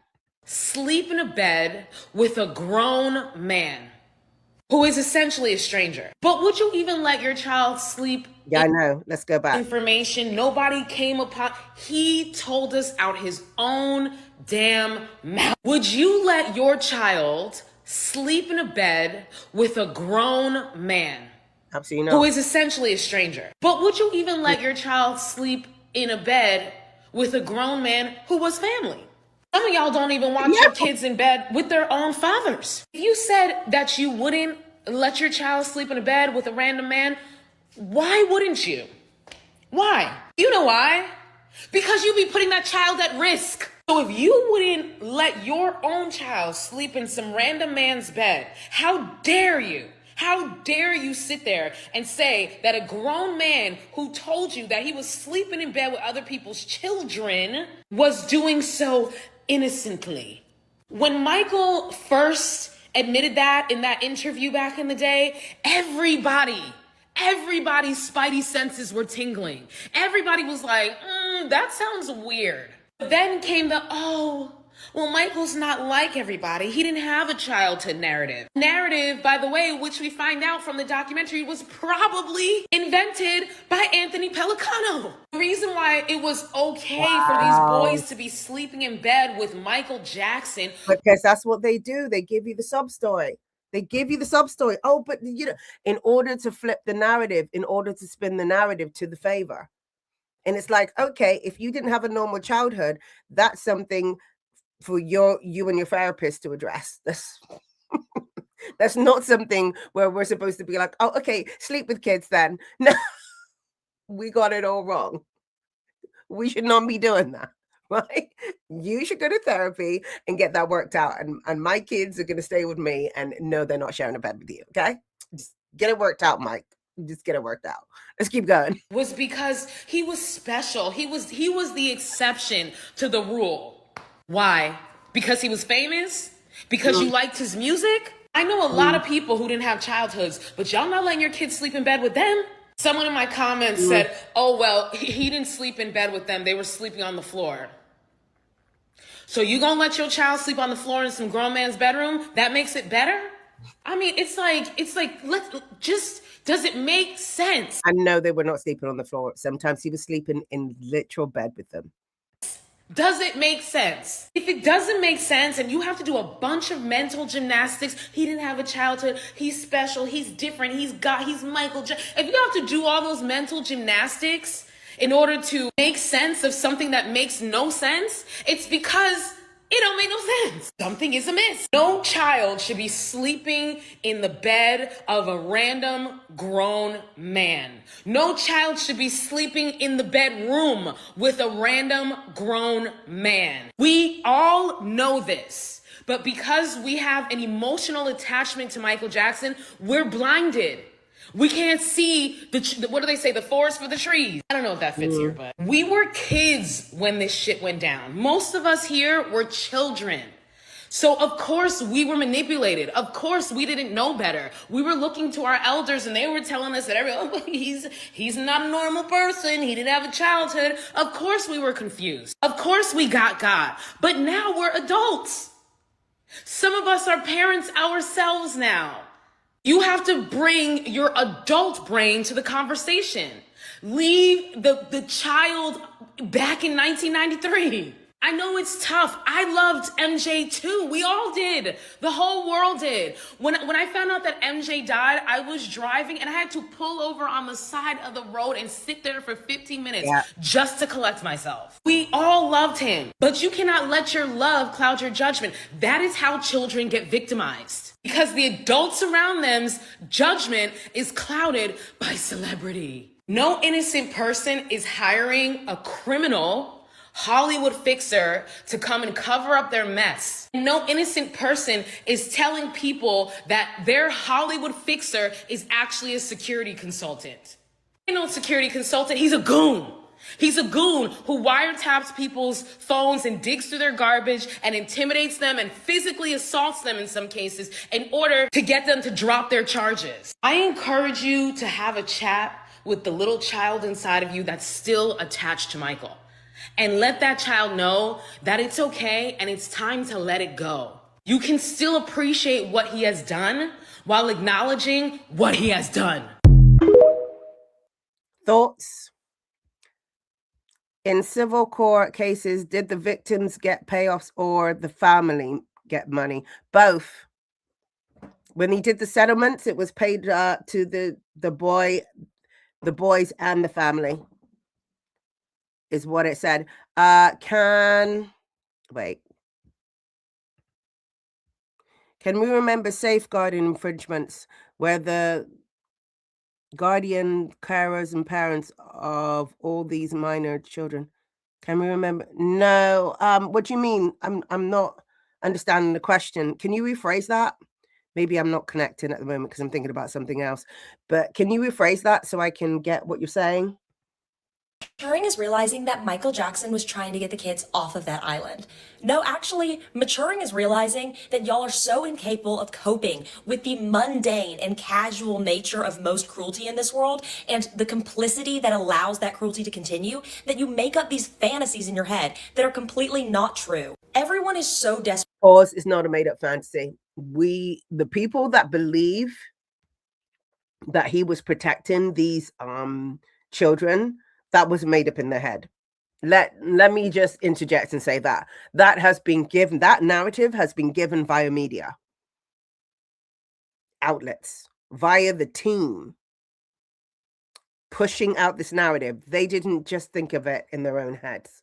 Let's keep going. To not have to acknowledge any sort of participation in the systems that allow this to take place, that they have to make it as far away from themselves as possible. And the best way for them to do that is to make up lies. It's the reason that conspiracy theories about the Epstein files go viral on this app every single day, things that are objectively untrue and take away from the victims' actual stories, because apparently child sexual abuse is not interesting enough to keep y'all's attention. No one is coming to save us. The people in power who are hurting our fellow human beings are not aliens in magic skin suits living out the plot of spy movies. They are regular ass people with way too much money who are allowed to continue getting away with these things because no one wants to actually change these systems, because most people don't even want to acknowledge that the systems exist, because then they'll have to do something about it. Then they'll have to acknowledge their own role in its continuance, okay? But it's more fun to just make up fairy tales in your head. So that's what everyone keeps doing instead. It's so unproductive. They're just accepting the fairy tales that are being fed to them. Let's keep going. We've got a few more running out of time. Don't be real with me. He was never convicted. So let's take all the allegedlys, throw them out the window. I'm not even going to talk about the things that he was accused of doing. I'm going to talk about the thing that he admitted to doing, which is, if it wasn't for Thriller, none of you would be okay with a 40-plus-year-old man sleeping in bed with 12-year-olds. I need you to stop, whatever, stop, don't talk, not even the court case. I'm just talking about this specific thing. The thing that he admitted to doing, right? The reason they even reopened the case, because he got on national TV and was in an interview, and the guy was like, do you think this is normal? And he was like, yes, it is normal. I just love hanging out with 12-year-olds. We have sleepovers. They get in the bed. They hop in the bed with me, and they're like, let's cuddle, Michael. Right? If any other, I want you to picture some 40-plus-year-old celebrities in your head. I'm going to Google 40-plus celebrity. I want you to look at these faces, and I want you to tell me, earnestly, genuinely, if any of these men were like, yeah, we just like to hang. I just have cuddle parties with 12-year-olds, not my 12-year-olds. They're not related to me. Their parents aren't around. We just like kicking it and hanging out in their bed. That you would accept it? Look, we get it. Michael had a rough childhood. He didn't get to have one. His parents were abusive, or at least his father was abusive, and he was around a lot of things as a child that you shouldn't be around, especially considering the adults he would have been kicking with and the way that the adult would have treated him and the clubs he would have performed in. But the only reason that people are okay with it is because it's Michael. And he released Thriller and a lot of good songs, and we all feel very bad about his childhood. But, you know, no other person you would not let this slide. True. Let's keep going. 2 more, and then we're gonna wrap it Was up. guilty. Now that made some. Michael Jackson was guilty. Now that made some of you very angry, but I'm actually going to show you a way that you too will come to this conclusion. And here it is. This is a book by Raymond Chandler. This book can be purchased on Amazon, though it may be a little hard to find. Why haven't you heard of this book? Well, this book was actually published a few years after everything went down. The book wasn't published right away because he wasn't looking for any money or fame from it. He just wanted to put the truth out there. So by publishing it later on, he thought that people might actually take it seriously. But unfortunately, by publishing it much later, it kind of fell through the cracks. This book is actually published by the victim's uncle with permission. And it has a lot of facts, a lot of timelines, a lot of stuff that you've been wondering. It goes into details about why things were done, why the parents allowed things to go on, a lot of questions that you would want answered. And it'll clarify a lot of things in your mind and make you realize that, yes, Michael did do it. It'll explain how he did it and why things went down the way they did. I highly recommend you reading it, and it'll be a game changer for you. Message me if you're having trouble finding it. I might have some connections for you, but definitely, guys, go look up this book. I tried to look it up. I couldn't get it, but let's keep going. 1 more. And I was going to expose. I came in this business saying I was going to expose. When I talked about Michael Jackson, when I talked about R. Kelly, they canceled me for these things because why would you talk about another black dude? Race is not where the line is drawn. It's God's side and the other side. And we don't care nothing about the other side. Period. All of these big deviants is all catching hell in 2024. It's up for all of them. It don't matter if you Diddy or whoever you is. TG Jakes, any of them. All lies will be exposed. That's all. And anyone who takes that the wrong way, know why they take it the wrong way. The truth is the light. Whenever Cat speaks, it always turns up being right. So that's all I got to say on that one. So I agree. Something dodgy's going on. I don't believe his innocence anymore. Yvonne, just quickly before we get out of here, Yvonne says, how can the parents not be held also responsible?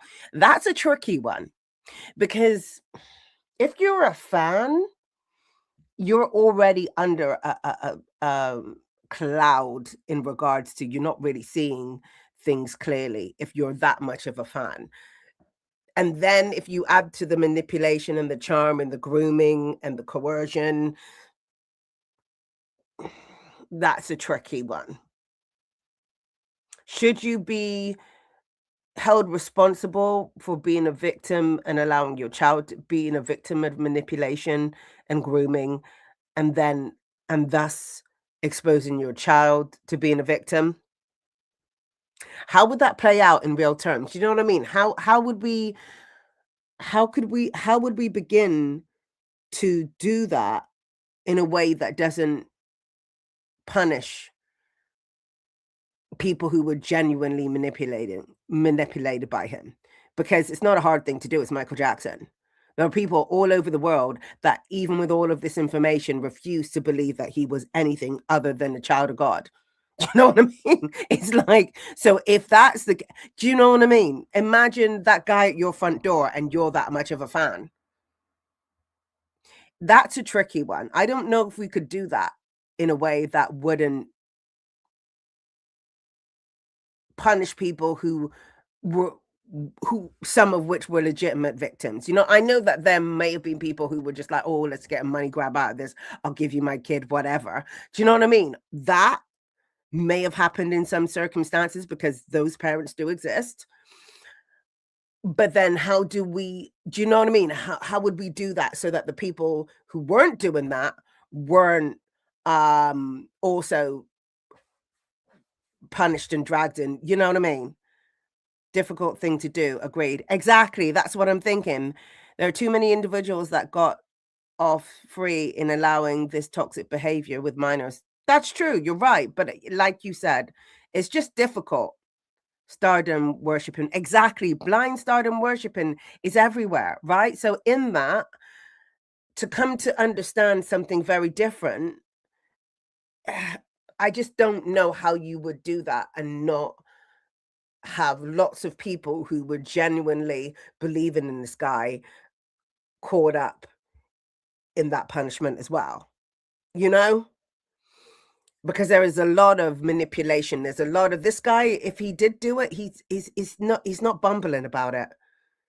His behavior, in conclusion, his behavior follows a lot of the patterns of a typical predator. Therefore, I believe that he is a predator. Now, is he typical? No, he's Michael Jackson, but I'm believing that because it follows a pattern that they use, and he rinses and repeats. He doesn't just stay with one family. Why didn't he make a friend with one family and just stick there? Why did he make friends with families, discard them, move on to the next family? Why are we family hopping? Do you know what I mean? Stuff like that, like I said earlier. I also believe that the powers that be were not happy with him. I believe that he was deleted. But I believe this was more about money than anything to do with, oh, he was a P-file, so they, or wasn't a P-file, so they deleted him. No. You don't spend all of that time in power, all of that time in fame, and then suddenly have to be deleted because you're not taking part in something you were never taking part in the beginning. This makes no sense. That narrative does not make any sense to me. Why? I don't know. Maybe you disagree. Let me know in the comments and explain to me why you disagree so I can think about it rather than be like, I just don't agree.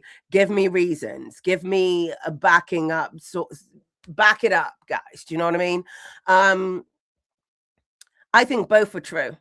I believe that the powers that be were not happy with him. The powers that be wanted to get rid of him because he was overstepping when it comes to where they wanted him to be. And I believe that he was also a P-file.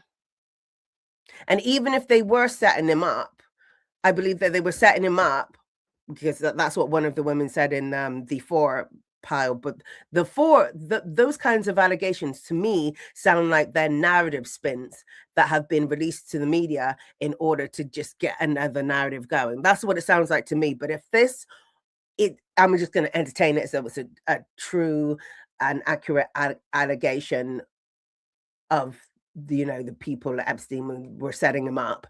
If that was the case, I believe that they were probably just setting him up with his own material. Anyway, I've run over. I've got to go. Hope you enjoyed this. Next week, we're going to be doing our lives every 2 weeks from now on. Next week, I believe we're going to be talking about Katy Perry and those allegations. I also want to talk about, I can't sort out what I'm going to talk about live and what I'm going to talk about pre-recording, but I want to talk about Katy Perry, which is definitely going to be a live one. I want to talk about Will Smith and Jada. I want to talk about more about the Kardashians. So if you haven't followed or subscribe and hit that bell so you get a notification every time I go live, every time I release a video.